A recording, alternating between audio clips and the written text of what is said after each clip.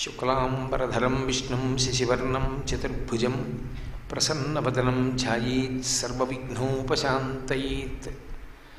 सुमुखश्चैकदन्तश्च कपिलो गजकर्णकः लम्बोदरश्च विकटो विघ्नराजो गणाधिपः धूमकेतुर्गणाध्यक्षपालचन्द्रो गजाननः वक्रतुण्डशूर्पकर्णो हेरम्बस्कन्दपूर्वजः षोडशैतानि नामानि यप्पठेत् शृणुयादपि विद्यारम्भे विवाहे च प्रवेशे निर्गमे तथा संग्रामे सर्वकार्येषु विघ्नस्तस्य न जायते। सदाशिवसमारम्भां शङ्कराचार्यमध्यमाम् अस्मदाचार्यपर्यन्तां वन्दे गुरुपरम्पराम्। नमः शिवाभ्यां नवयौवनाभ्यां परस्पराश्लिष्टवपुर्धराभ्यां नगेन्द्रकन्यावृषकेतनाभ्यां नमो नमः शङ्करपार्वतीभ्यां। हरिः ओं। सभाये नमः।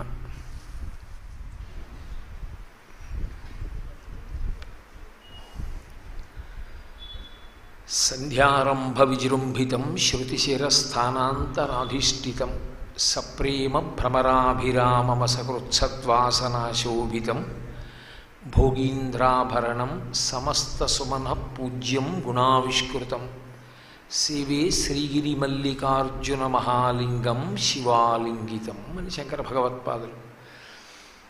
ఒక క్షేత్రంలో వెలిసినటువంటి పరమేశ్వరుని యొక్క తత్వాన్ని విచారణ చెయ్యడం ఒక్క సద్గురువుకే సాధ్యం. శంకరాచార్యుల వారు సాక్షాత్ పరమేశ్వరుడే, కైలాస శంకరుడే కాలడి శంకరుడిగా అవతరించారు. ముక్తామౌనం వటవిటిపెనో మూలతో నిష్పతంతి.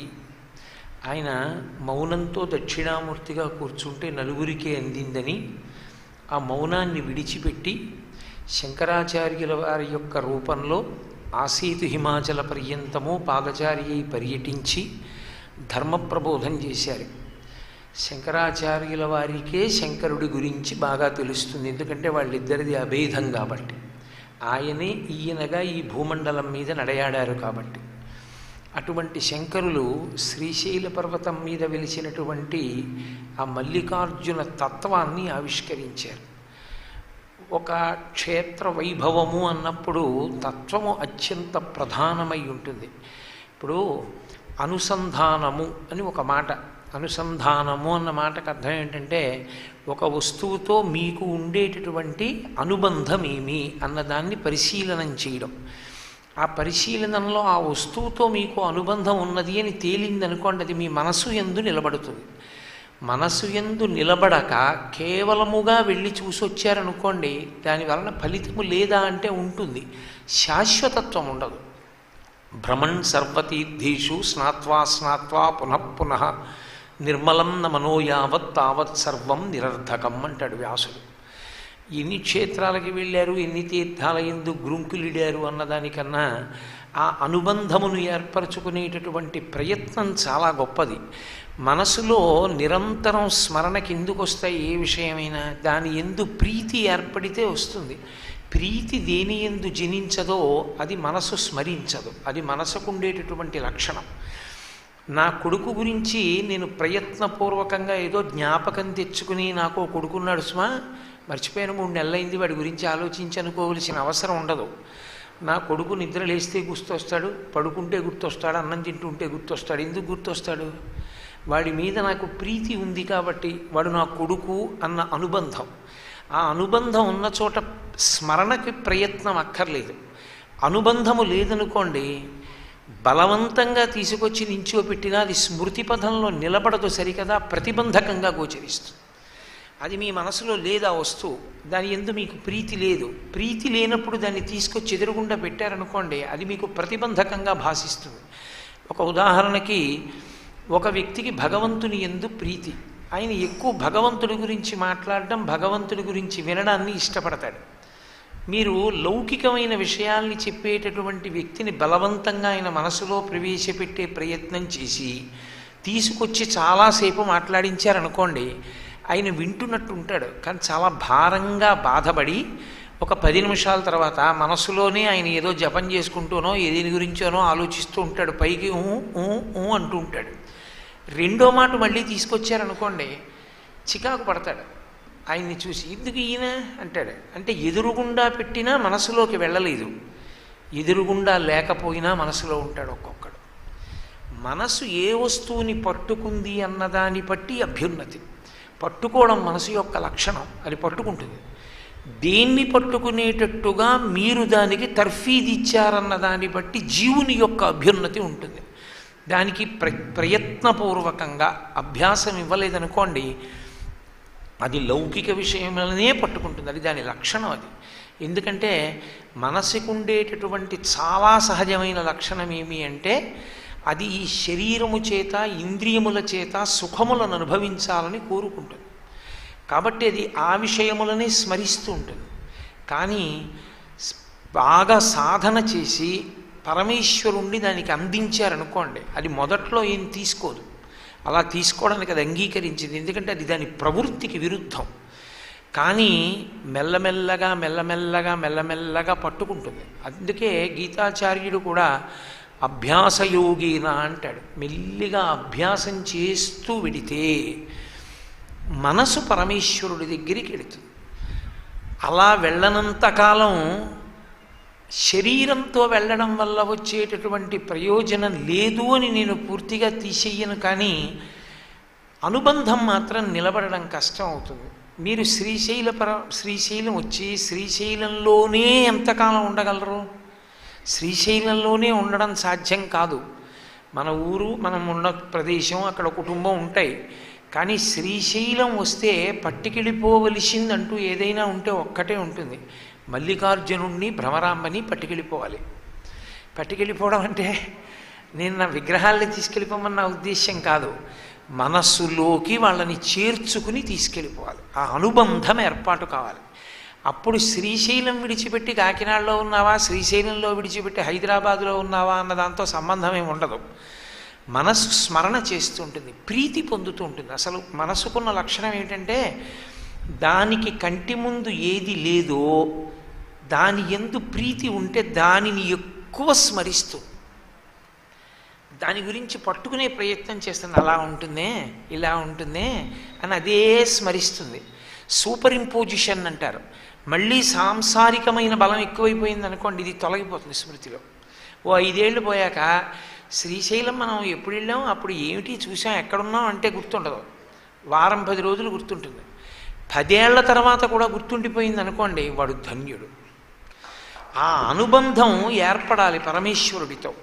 ఈ పరమేశ్వరుడితో అనుబంధాన్ని ఏర్పాటు చేసేటటువంటి ప్రక్రియ అందరూ చెయ్యలేరు. అది ఒక్క శంకర భగవత్పాదుల వంటి జగద్గురువులకే సాధ్యం.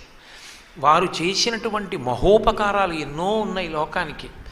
వారు ఒక్క శ్లోకాన్ని మాట్లాడితే ఆ శ్లోకం ద్వారా మీ మనసు నాటుకునేటట్టు చేస్తారు. నాటుకునేటట్టు చేసి తద్వారా భగవంతుణ్ణి మనసులోకి ప్రవేశపెడతారు. మనం వెళ్ళామనుకోండి దేవాలయంలోకి, ఇది మల్లికార్జున లింగం, ఇది జ్యోతిర్లింగం అని నేను అన్నాను అనుకోండి, ఆహా అని ఎవరు వెళ్ళిపోరు. చాలా సంతోషం అండి ఇలా అంటాడు. ఇలా అన్నాడు కానీ వాడు మనసులోకి పెడతాడా? వెళ్ళడు. బాగుండదు, మనకి ఎందుకు వచ్చిన గొడవ, తీరా కాదని వెళ్ళిపోతే ఏ ఇబ్బంది వస్తుందో సగం భయంతో నమస్కారం పెడతాడు. కానీ పరమప్రీతితో వంగి కన్నుల వెంట నీళ్లు కారి ఆయననే స్మరిస్తూ పొంగిపోయేటటువంటి హృదయం ఉండాలనుకోండి. శివుడితో నీకున్న అనుబంధమేమో నీకు తెలియాలి. అది తెలియచెప్పేటటువంటి ప్రయత్నాన్ని జగద్గురువులు చేశారు. అదే ఒక క్షేత్ర దర్శనమునకు ఉండేటటువంటి అత్యంత ప్రాధాన్యమైన ప్రయోజనము.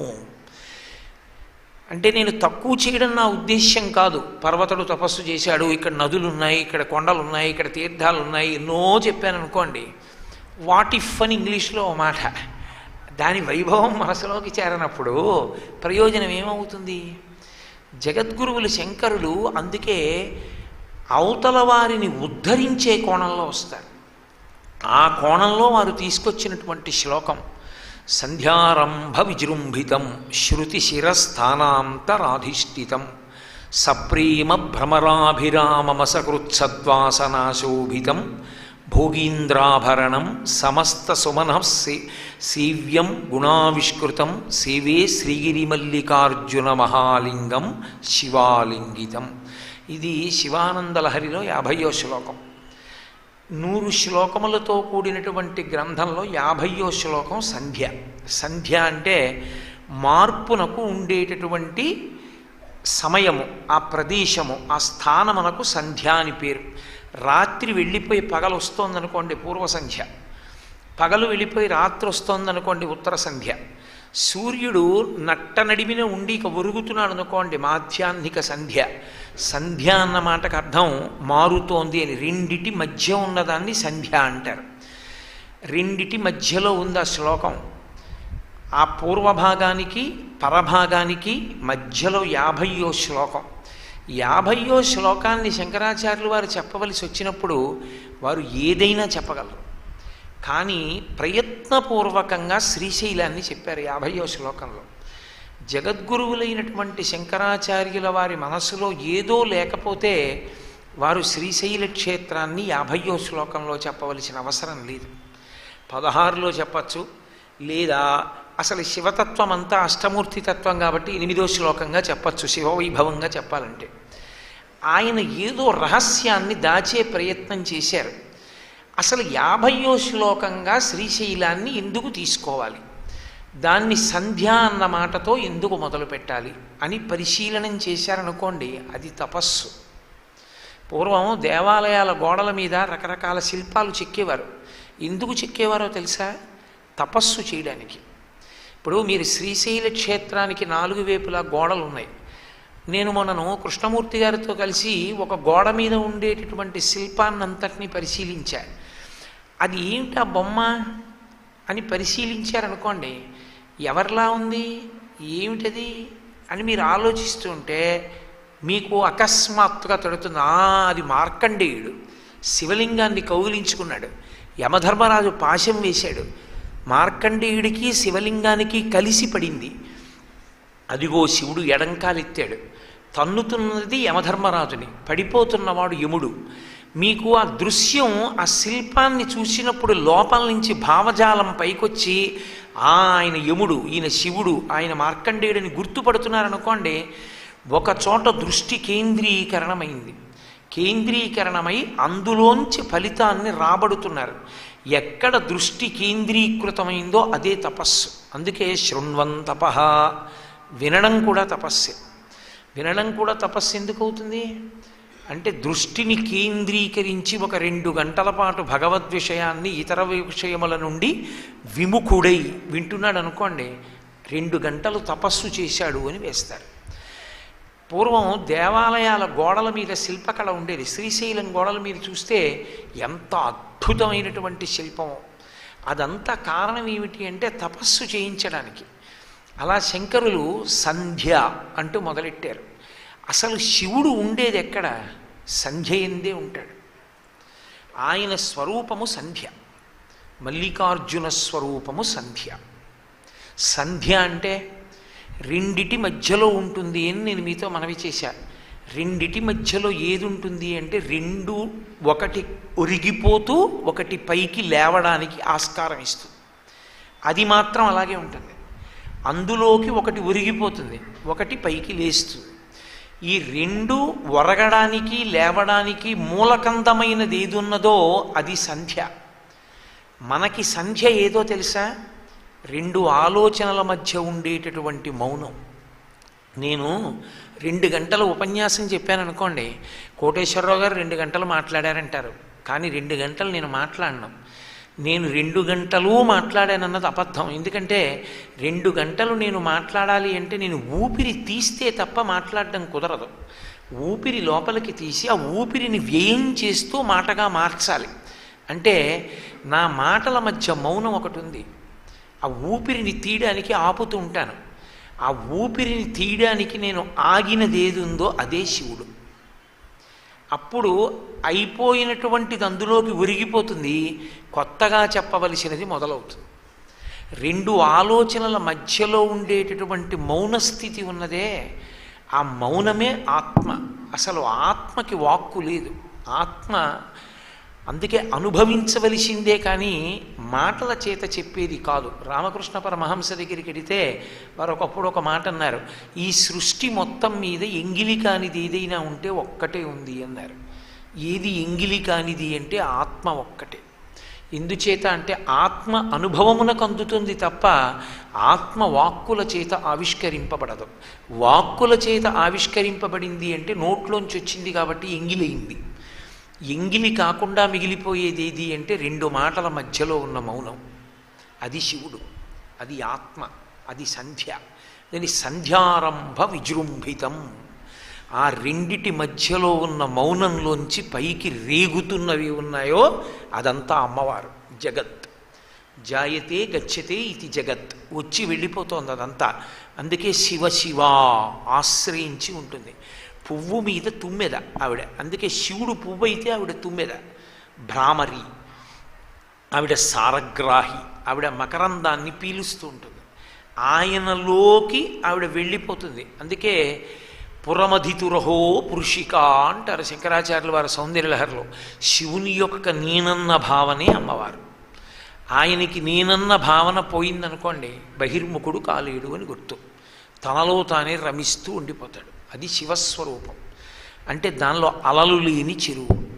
అలా ఉండిపోతే అమ్మవారు కూడా ఆయన యందు నిద్రపోయింది. ఆయనకి నేను అన్న భావం ఏర్పడిందంటే బహిర్ముఖుడయ్యాడు. ఆయన నేను అన్నాడంటే అదే అమ్మవారు. ఇహ శంకరుల కన్నా చెప్పగలిగిన వాడు లోకంలో లేడు, అంత గొప్పగా ఆవిష్కరించారు. కాబట్టి సంధ్యారంభ విజృంభితం అంటూ మొదలెట్టారు. అయితే శంకరాచార్య స్వామి వారి యొక్క ప్రజ్ఞ ఎక్కడున్నదంటే క్షేత్ర వైభవాన్ని చెప్పడంలో ఉంది. ఈ శ్రీశైల క్షేత్ర వైభవాన్ని, శ్రీశైలం యొక్క గొప్పతనాన్ని స్పృశిస్తున్నారు ఆయన. ఆయన చెప్తున్న శ్లోకం కేవలముగా శివుడి గురించే కాదు. మీరు బాహ్యంలో చూస్తే అది ఒక మల్లె పువ్వు గురించి చెప్పిన శ్లోకంలా కనపడుతుంది. ఆంతరమునందు పరిశీలిస్తే అది మల్లికార్జున వైభవాన్ని కీర్తిస్తున్న శ్లోకంగా మారిపోతుంది. ఏకకాలమునందు రెండిటినీ ప్రతిపాదన చేస్తారు. ప్రతిపాదన చేస్తూ ఈ మల్లె తీగ దేన్ని చుట్టుకుంది? అర్జున వృక్షాన్ని చుట్టుకుంది. అర్జున వృక్షం అంటే తెల్లమద్ది చెట్టు. ఆ తెల్లమద్ది చెట్టే శివస్వరూపం. తెల్లమద్ది చెట్టు స్థలవృక్షంగా ఉండి లోపల ఉన్నటువంటి లింగం కరచరణాదులతో కదలిక లేకుండా ఉంటే బయట తెల్లటి రూపంతో చెట్టు రూపంలో ఉండి గాలి ఇస్తూ శివస్వరూపంగా ఈ కన్నుల చేత చూడడానికి వీలుగా నిలబడినటువంటి వృక్షస్వరూపం ఉన్నటువంటి క్షేత్రములు మూడే. నేను మొన్న మీతో మనవి చేశా. ఒకటి మధ్యార్జునం, రెండు పూడార్జునం, మూడు శ్రీశైలం. మళ్ళీ అర్జున వృక్షం స్థలవృక్షంగా ఉన్నవి ఇంకో రెండు క్షేత్రాలు ఇక్కడే దక్షిణ దేశంలో ఉన్న శంకరాచార్యుల వారు ఆ రెండిటిని వదిలిపెట్టారు. వదిలిపెడుతున్నానని చెప్పడానికే శ్రీశైలాన్ని ప్రస్తావించారు. లేకపోతే శ్లోకం ఒరిగిపోతుంది అటువైపుకి, ఆ రెండు క్షేత్రాల వైపుకి కూడా వెళ్ళిపోతుంది. కాదు, మూడిటి యందు అర్జున వృక్షము స్థలవృక్షమైన శ్రీశైల క్షేత్రమే చాలా గొప్ప క్షేత్రము. అది శంకరాచార్యుల వారి ప్రతిపాదన. ఎందుచేత శ్రీశైల క్షేత్రమే గొప్ప క్షేత్రము? భ్రమరాంబ శక్తిపీఠమయ్యున్న కారణము చేత శివాలింగితం. అమ్మవారి వైభవం కూడా అంతగా ప్రకాశిస్తున్న క్షేత్రం శ్రీశైల క్షేత్రం. కాదు, అనేక నదులు, అనేకమైనటువంటి తీర్థములు, అనేకమైనటువంటి పవిత్రమైన వృక్షములు, ఎందరో సిద్ధపురుషులు తిరుగుతున్నటువంటి క్షేత్రము శ్రీశైల క్షేత్రము. ఒక క్షేత్రము యొక్క వైభవం చాలా గొప్పది అని చెప్పడానికి ప్రధాన కారణంగా స్వీకరించేది ఏది అంటే జీవుడి ఉద్ధరణకి ఆ క్షేత్రం ఎంత పనికొస్తుంది అన్నది. అందులో సంధ్యారంభ విజృంభితం. మీరు బాహ్యంలో పరిశీలనం చేయండి. సాయంకాలం సంధ్యా సమయము అంటే సాయంకాల వేళలో విజృంభణం, బాగా వికసించేటటువంటి పువ్వు మల్లె పువ్వు. సంధ్యారంభ విజృంభితం శృతి శిరస్థానాంతరాధిష్ఠితం. ఆ మల్లె పువ్వుని తలలో పెట్టుకుంటారు. శృతి అంటే చెవి, చెవిలో పెట్టుకుంటారు. శిర తల, ఈ రెండిటి మీద పెట్టుకుంటూ ఉంటారు. కాబట్టి శృతి శిరస్థానాంతరాధిష్ఠితం. చెవిలో పెట్టుకోవడము అంటే మీరు కేవలంగా అదేదో మగవాళ్ళు ప్రసాదంగా చెవిలో పెట్టుకోవడం అని భావన చేయకూడదు. పూర్వం ఒక లక్షణం ఉండేది. ఆడవాళ్ళు వీరులైనటువంటి మగవారు యుద్ధం చేయడానికి వెడితే ఒంటి నిండా గాయాలతో తిరిగి వచ్చేవాడు. ఒంటి నిండా గాయాలతో తిరిగి వచ్చి ధర్మం కోసం యుద్ధం చేసి ఇంటికి వచ్చినటువంటి వీరుడికి పత్ని ఇచ్చేటటువంటి అమిత మర్యాద ఏమిటి అంటే చెవి నిండా చెవి పైన పూల గుత్తులు పెట్టుకుని ఆలింగనం చేసుకునేవారు. ఆ నెత్తురు వాళ్ళ ఒంటికి అంటుకునేటట్టు. ఆ ఆలింగనం చేసుకున్నప్పుడు పురుషుడు తన భార్యని దగ్గరకి తీసుకుంటే ఆమె చెవులలోంచి ఆ పూల గుత్తుల వాసనలో ఆయన ముక్కు పుటాలకి తగలాలి. దాని చేత ఆయన ఎంతో శాంతి పొందేవాడు. అందుకని చెవుల్లో పెట్టుకుంటారు. అది పతివ్రతా లక్షణం, వీరపత్ని లక్షణం. అందుకని శృతి శిరస్థానాంతరాధిష్ఠితం. ప్రసాదంగా చెవిలో పెట్టుకోమని ఎక్కడా లేదు. కింద పడిపోతే ఇంకోళ్ళు తొక్కడాన్ని పక్కన పెట్టించే అవకాశం కోసమని చెప్పి చెవిలో పెట్టుకుంటారు తప్ప ప్రసాదం చెవిలో పెట్టుకోండి అని ఎక్కడా లేదు. ప్రసాదాన్ని శిరస్సు మీద మాత్రమే పెట్టుకుంటారు. కాబట్టి శృతి శిరస్థానాంతరాధిష్ఠితం. సప్రేమ భ్రమరాభిరామమసకృత్సద్వాసనాశోభితం. భ్రమరముల చేత నిరంతరముగా ఆశ్రయింపబడి ఉంటుంది. ఆ మల్లె పువ్వు చాలా సువాసన, మంచి మకరందం. అందుకని మల్లె తీగ ఎక్కడుంటుందో, మల్లెపూలు ఎక్కడుంటాయో అక్కడ తుమ్మెదలు ఝంకారం చేస్తూ తిరుగుతుంటాయి ఆ తేనె కోసం. కాబట్టి అసకృత్సద్వాసనాశోభితం, గొప్ప సువాసనని వెదజల్లుతుంటుంది. తుమ్మెదల చేత ఆశ్రయింపబడి ఉంటుంది. భోగీంద్రాభరణం. మల్లె పువ్వుకి ఒక లక్షణం ఉంటుంది. మిగిలిన పువ్వులు వేటికి లేనంత గొప్ప లక్షణం మల్లె పువ్వుకి మాత్రమే ఉన్న లక్షణం కామోద్దీపనం. అందుకే మల్లె నూనె ప్రత్యేకంగా వాడుతూ ఉంటారు. ఆ కామోద్దీపనం చెయ్యగలిగినటువంటి పువ్వు కనుక, సంధ్యవేళలో విచ్చుకుంటుంది కనుక రసికులు మల్లెపూల దండని చేతికి చుట్టుకుని వాసన చూస్తుంటారు అని లోకంలో ఒక ప్రతీతి. అందుకని భోగీంద్రాభరణం, భోగమనుభవించాలనేటటువంటి కోరిక యందు అపారమైనటువంటి లౌల్యమున్నటువంటి వారి చేత ఆభరణముగా స్వీకరింపబడినటువంటి గృచ్చబడినటువంటి దండస్వరూపము కలిగినటువంటి మల్లెపువ్వు. కాబట్టి భోగీంద్రాభరణం సమస్త సుమన పూజ్యం. అన్ని పువ్వులలోకి అత్యంత గొప్ప పువ్వేది అంటే మల్లె పువ్వే. ఎవడో పనికి మాలిన వాడు ఎక్కడో రాశాడు, నేను చదివా, మల్లె పువ్వుకి పూజా అర్హత లేదు అని. నీ తెల్లబోయా, వీడి శంకరాచార్యులు వారికి అన్న గొప్పవాడా అని. సమస్త సుమన పూజ్యం. అన్ని పువ్వులలోకి గొప్ప పువ్వు మల్లె పువ్వే. అది సాయంకాలం వేళ విచ్చుకుంటుంది కాబట్టి పొద్దున్న పూజగా పనికిరాదు కాబట్టి దాన్ని పూజగా పనికిరాదండి, అందుకని పనికి మాలిన పువ్వునో సిద్ధాంతం తీశాడు ఆయన. అసలు పరమశివునికి షట్కాల పూజ ఉంది. మీరు నిన్నను కళ్యాణంలో విన్నారుగా, ఆ మహాసంకల్పం చెప్తూ వీరశైవ సంప్రదాయంలో సంకల్పం చెప్తూ వాళ్ళు మాట అన్నారు, షట్కాలములయందు శివ పూజ జరిగేటటువంటి ప్రదేశమై నంది, భృంగి, చండి, వీరభద్ర మొదలైనటువంటి ప్రమదగణముల చేత పరివేష్టితమై అని చెప్పుకొచ్చారు. ఆ షట్కాలములయందు పూజింపబడేటటువంటి ఈశ్వర స్వరూపము ఒక్క శివస్వరూపమే. ప్రదోష వేళ విష్ణువుకి పూజ లేదు. అంటే నాకేమి విష్ణువుయందు అప్రీతి లేదు. నేను పరమ విష్ణు భక్తుణ్ణి. నేను శ్రీరామాయణం చెప్పాను, భాగవతం చెప్పాను, నాకు ఎంతో సంతోషం విష్ణుస్వరూపం అంటే. సిద్ధాంతం వచ్చినప్పుడు సిద్ధాంతమే. విష్ణుస్వరూపానికి ప్రదోష వేళలో పూజ లేదు. ఎందుచేత లేదు అంటే ఒక్కటే కారణం, ప్రదోష వేళ యందు దేవతలందరూ శివాలయాన్నే చేరుతారు కనుక ప్రదోష వేళలో పూజ లేదు. విష్ణుస్వరూపంలో ప్రదోష వేళలో దర్శనార్హత ఉన్న ఏకైక దేవాలయం నరసింహస్వామి దేవాలయం. నరసింహ దేవాలయానికి వెళ్ళవచ్చు అని సిద్ధాంతం. షట్కాల పూజ ఉన్నవాడు పరమశివుడు ఒక్కడే. అందున ప్రదోషవేళ పూజ విశేష ఖ్యాతి. పీఠాలన్నిటిలో ఉదయం వేళ చంద్రమౌళీశ్వరారాధన బ్రాహ్మణులు చేసిన ప్రదోషవేళలో జరిగేటటువంటి అభిషేకాన్ని మాత్రం పీఠాధిపతులే చేస్తారు. స్వయంగా పీఠాధిపతి కూర్చుంటారు. శృంగగిరి పీఠంలో అయితే అది ప్రధాన నియమం. 104 జ్వరం వచ్చి శరీరం ఊగిపోతుంటే మీరు చెయ్యలేరు అభిషేకం, ఇవాళ పక్కన కూర్చోండి అంటే అసలు నేను ఈ కాషాయం కట్టుకున్నది, ఈ పీఠాసనం మీద కూర్చున్నది చంద్రమౌళీశ్వరారాధనకే, ఇది పడిపోతే నష్టమేమిటి, ఇది ఉన్నది దానికే అయినప్పుడు అని చల్లటి నీళ్లు శిరసాదిగా పోసుకుని చంద్రమౌళీశ్వరారాధన చేసినటువంటి అపారమైన నిబద్ధత కలిగిన జీవన్ముక్తుడు చంద్రశేఖర భారతీ స్వామి. కాబట్టి చంద్రమౌళీశ్వరారాధనం అంటే చంద్రమౌళీశ్వరారాధనమే. చంద్రశేఖరేంద్ర సరస్వతి మహాస్వామి కామకోటి పీఠాధిపతులు చంద్రమౌళీశ్వరారాధనం అంటే దాని యందు నాదోపాసన కూడా చేసేవారు. అంత గొప్పగా ప్రదోష వేళలోనే పూజ జరుగుతుంది. అసలు శివపూజ అంతా ప్రదోష వేళే. దేవతా సార్వభౌముడైన సార్వభౌముడు వచ్చాడనుకోండి, అందరూ సామంతరాజులు వచ్చి కూర్చోవలసిందే. సార్వభౌముడు వచ్చినప్పుడు కూర్చొని వాడెవరు ఉంటారు? ఇప్పుడు మనం చెప్పట్లా ప్రోటోకాల్ అని, అలాగే సార్వభౌముడు వచ్చినప్పుడు అందరు అక్కడ ఉంటారు అంతే. మీకు కనపడాలా అంటే కనపడక్కర్లేదు, వాళ్ళు ప్రచ్ఛన్న రూపాల్లో ఉంటారు. పరమశివుడు సార్వభౌముడు అని నేను చెప్పట్లేదు, తెల్లవారి లేస్తే క్షేత్రంలోనే చెప్తున్నారు.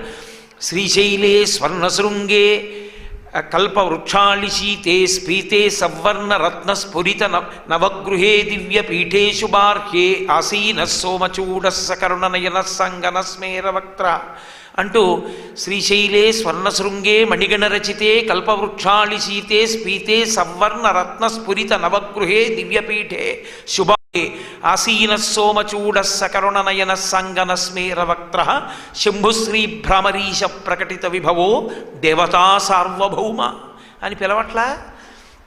ఆయన దేవతా సార్వభౌముడు. దేవతా సార్వభౌముడైనటువంటి పరమశివునకు ప్రదోష వేళ ఎందే అత్యంత గొప్ప పూజ జరుగుతుంది.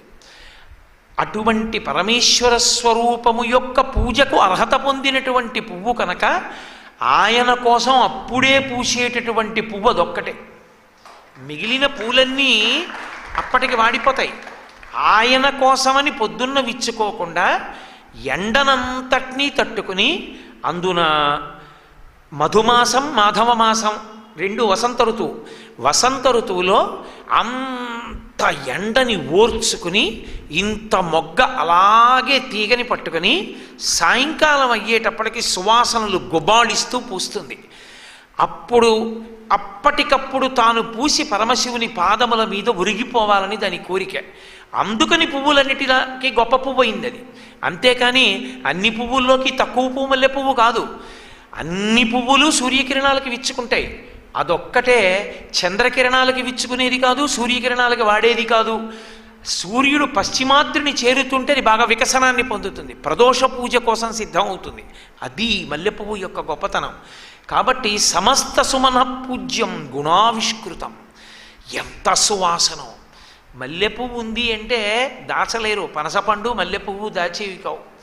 మల్లెపువ్వు ఎంత గొప్ప సువాసనతో ఉంటుందో, మామిడి పండు ఎంత తీయగా ఉంటుందో, అలా తన యొక్క గుణముల చేత లోకాన్ని గుబాళింపచేసిన వాళ్ళు, తమ వాక్కుల చేత ఈ లోకాన్ని తరింపచేసిన వాళ్ళు ఇద్దరు మహాపురుషులు. మల్లెపువ్వు మామిడి పండు లక్షణాలతో చైత్రమాసం వైశాఖ మాసంలోనే పుట్టారు ఈ లోకంలో. చైత్ర శుక్ల నవమి రామచంద్ర ప్రభువు తన నడవడి చేత ధర్మాన్ని చూపిస్తే, వైశాఖ శుక్ల పంచమి నాడు శంకర భగవత్పాదాచార్య స్వామి అవతార స్వీకారం చేసి ఈ భూమండలమంతా తిరిగి మహానుభావుడు మళ్ళీ ధర్మము లుప్తమైపోతుంటే సనాతన ధర్మము యొక్క ప్రమాణాన్ని నిలబెట్టి వేదాంతర్గతమైనటువంటి అద్వైత సిద్ధాంతాన్ని ప్రచారం చేసినటువంటి మహాపురుషులు ఆవిర్భవించినటువంటి వసంత ఋతువు అది. అటువంటి మధు మాధవ మాసములు అంటారు సంస్కృతంలో చైత్ర వైశాఖ మాసములు. ఆ చైత్ర వైశాఖ మాసముల యందు గుణావిష్కృతం, గొప్ప సువాసనలు వెదజల్లేటటువంటి పువ్వు మల్లె పువ్వు. కాబట్టి సంధ్యారంభ విజృంభితం శృతిశిరస్థానాంతరాధిష్ఠితం సప్రేమ భ్రమరాభిరామసకృత్సద్వాసనాశోభితం భోగీంద్రాభరణం సమస్త సుమన పూజ్యం గుణావిష్కృతం సేవే శ్రీగిరిమల్లికార్జున మహాలింగం శివాలింగితం. అది పరమశివుణ్ణి కౌగిలించుకుని ఆ మల్లెపూల దండ, ఆ చిన్ని ఇంత దండ అయితే చాలు. ఆ మల్లికార్జున లింగానికి ఇలా చుట్టూ చుడితే ఆ మల్లె పువ్వుల చేత చుట్టబడినటువంటి వాడై సేవే శ్రీగిరి మల్లికార్జున మహాలింగం శివాలింగితం. ఉంటుంది. ఆ శ్లోకాన్ని మీరు శంకరాచార్యులు వారు మల్లె పువ్వు మీద రాయడానికి శివానంద లహరిలో 50వ శ్లోకంగా ప్రయోగించవలసిన అవసరం ఆయనకి లేదు. కానీ ఆయన లక్ష్యం వేరు. శ్రీశైలం వెళ్ళినటువంటి వాడు కేవలముగా మల్లికార్జున లింగాన్ని చూడడానికే పరిమితము కాకూడదు. శివుడు శివలింగంగానే కాదు, ఒక అద్భుత స్వరూపంగా ప్రకాశిస్తున్నాడు బయట. అదే ఆ తెల్లమద్ది చెట్టు, అర్జున వృక్షం. ఆ అర్జున వృక్షాన్ని ఆ మల్లె తీగ అల్లుకుంటే అది విచ్చుకుంది. ఆ తీగకున్నటువంటి పువ్వులు విచ్చుకుని అసలే తెల్లమద్ది చెట్టు. తెల్లమద్ది చెట్టుని తీగ అల్లుకుంది. తీగ అల్లుకుంటే ఎలా అల్లుకుంటుంది? మీరు ఎక్కడో అక్కడ లాగేస్తానంటే ఊడు రాదు, తెగిపోతుంది తప్ప ఊడు రాదు. అలా చుట్టేసుకుంటుంది. అలా చుట్టేసుకుని ఉండడమే భక్తికి పర్యాయపదం అంటారు శంకరాచార్యులు వారు. శివానంద లహరిలోనే ఆయన భక్తి అన్న మాటకు అర్థం ఏమిటి అంటే, ఆ లత చెట్టుని ఎలా అల్లుకుంటుందో అలా అల్లుకోగలిగినటువంటి స్థితిని పొందడం అంటారు. కాబట్టి మల్లెతీగ స్వరూపంలో పార్వతీదేవి ఆ అర్జున వృక్షాన్ని చుట్టుకుంది. మల్లికార్జునలింగం శివాలింగితం, అమ్మవారి చేత ఆలింగనము చేయబడి ఉంటుంది. ఎందుకని? పీఠం అంబమయం సర్వం శివలింగైశ్చ చిన్మయం సాకారంచ నిరాకారం నిర్గుణంచ గుణాత్మకం తత్వం తత్పరమం బ్రహ్మ ఇది వేదాంత డిండిమహ అని శంకర భగవత్పాదులు.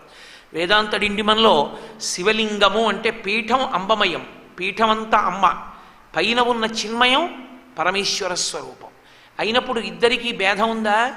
పీఠము లింగము కలిసిపోయి ఉంటాయి. అలాగే తెల్లమద్ది చెట్టుని ఆ మల్లె తీగ చుట్టుకుంది. చుట్టుకుంటే శంకరాచార్యుల వారికి ఓ చెట్టు నల్లుకున్న మల్లె తీగ కనపడలేదు.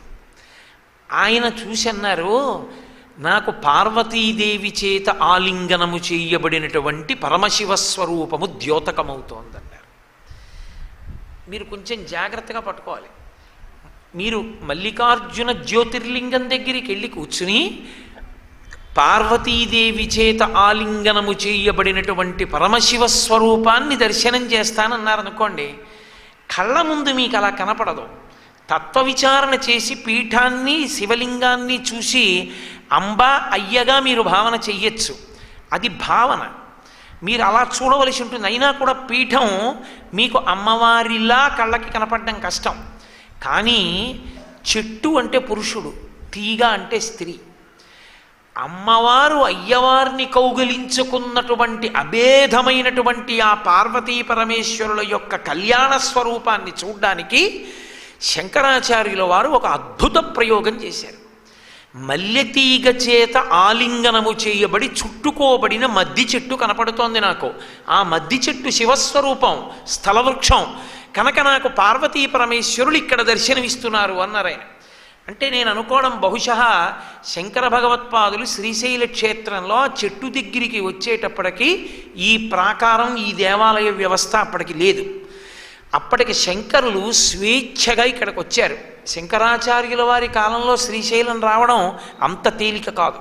మీరు చరిత్ర పరిశీలనం చేస్తే కాపాలికుల ప్రభావం చాలా ఎక్కువ ఇక్కడ.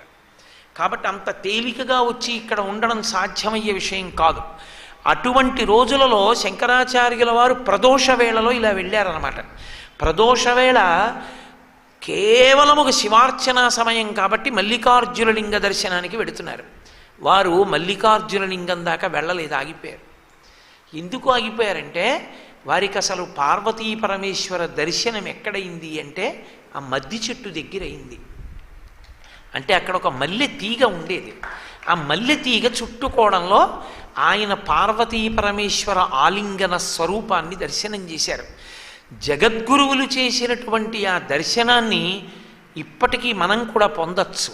కానీ ఆనాడు వారు ఆ దర్శనం పొందడానికి ఏది ఆధారమో ఆ ఆధారాన్ని ఇప్పటికీ మనం అలా పరిరక్షించుకోగలిగితే. కాబట్టి సంధ్యారంభ విజృంభితం శ్లోకం మళ్ళీ మొదటి నుంచి రండి. మల్లికార్జున స్వరూపం ఏమిటో చెప్తున్నారు ఆయన.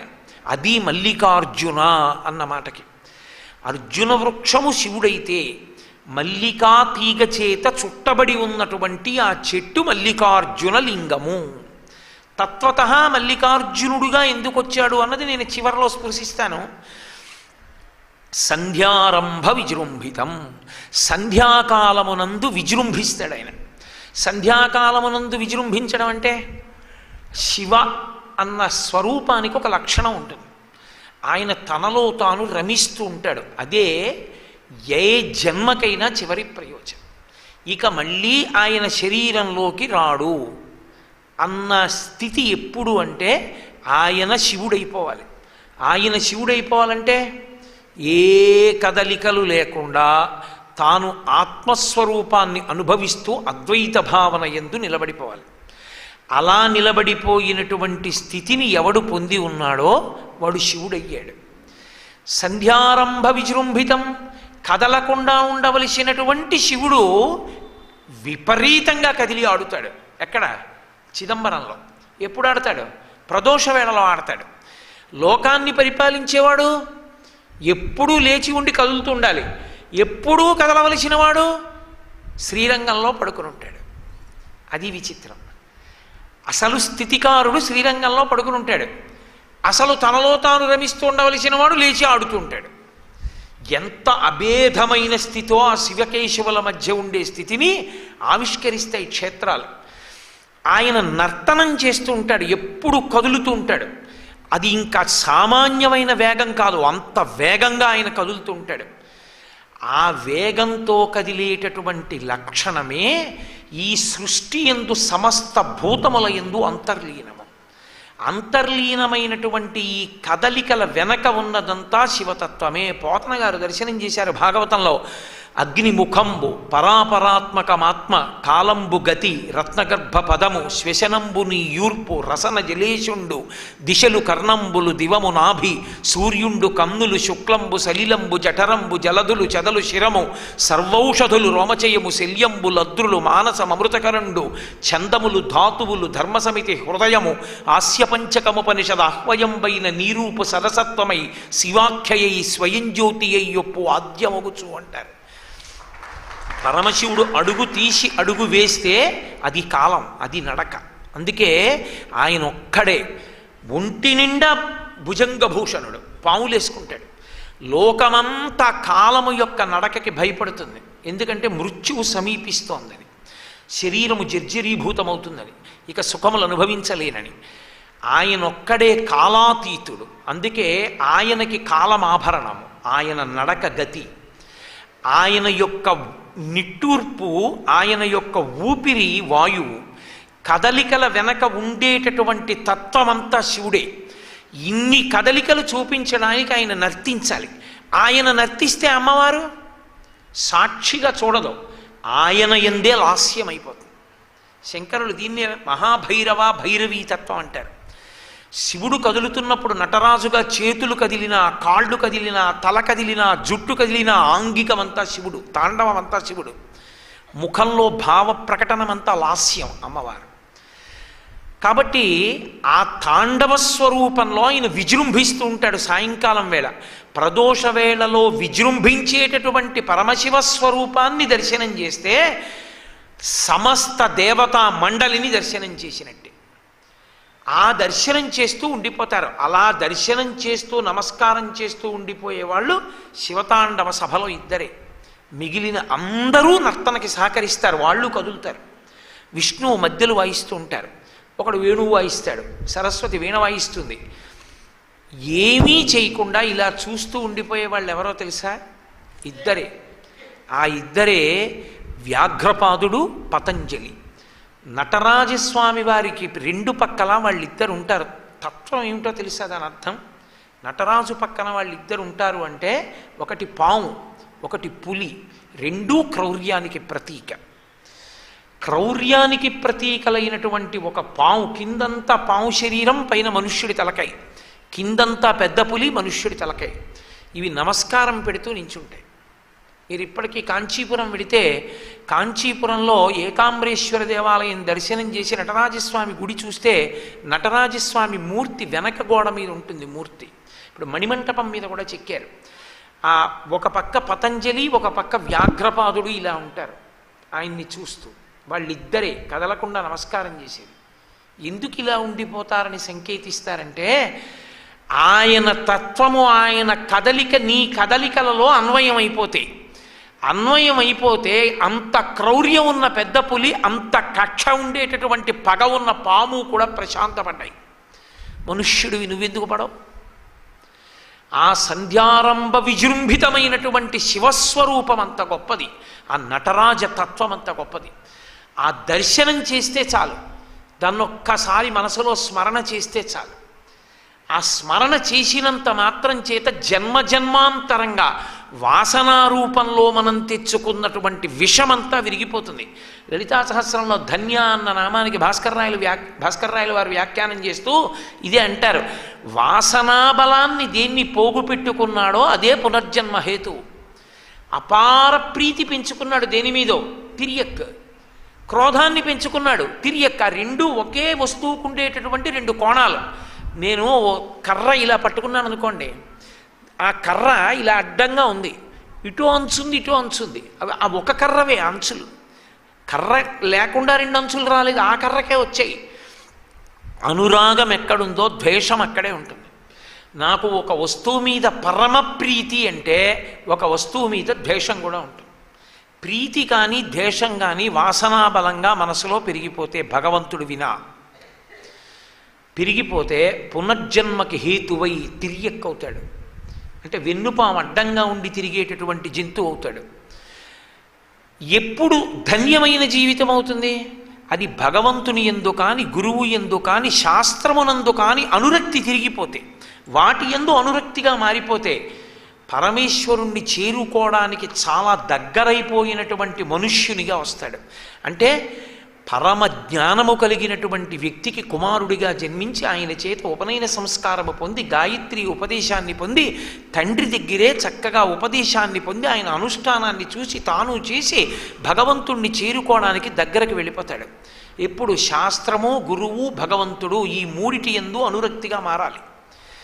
ఈ మారడం అనేటటువంటి ప్రక్రియ విజృంభణం.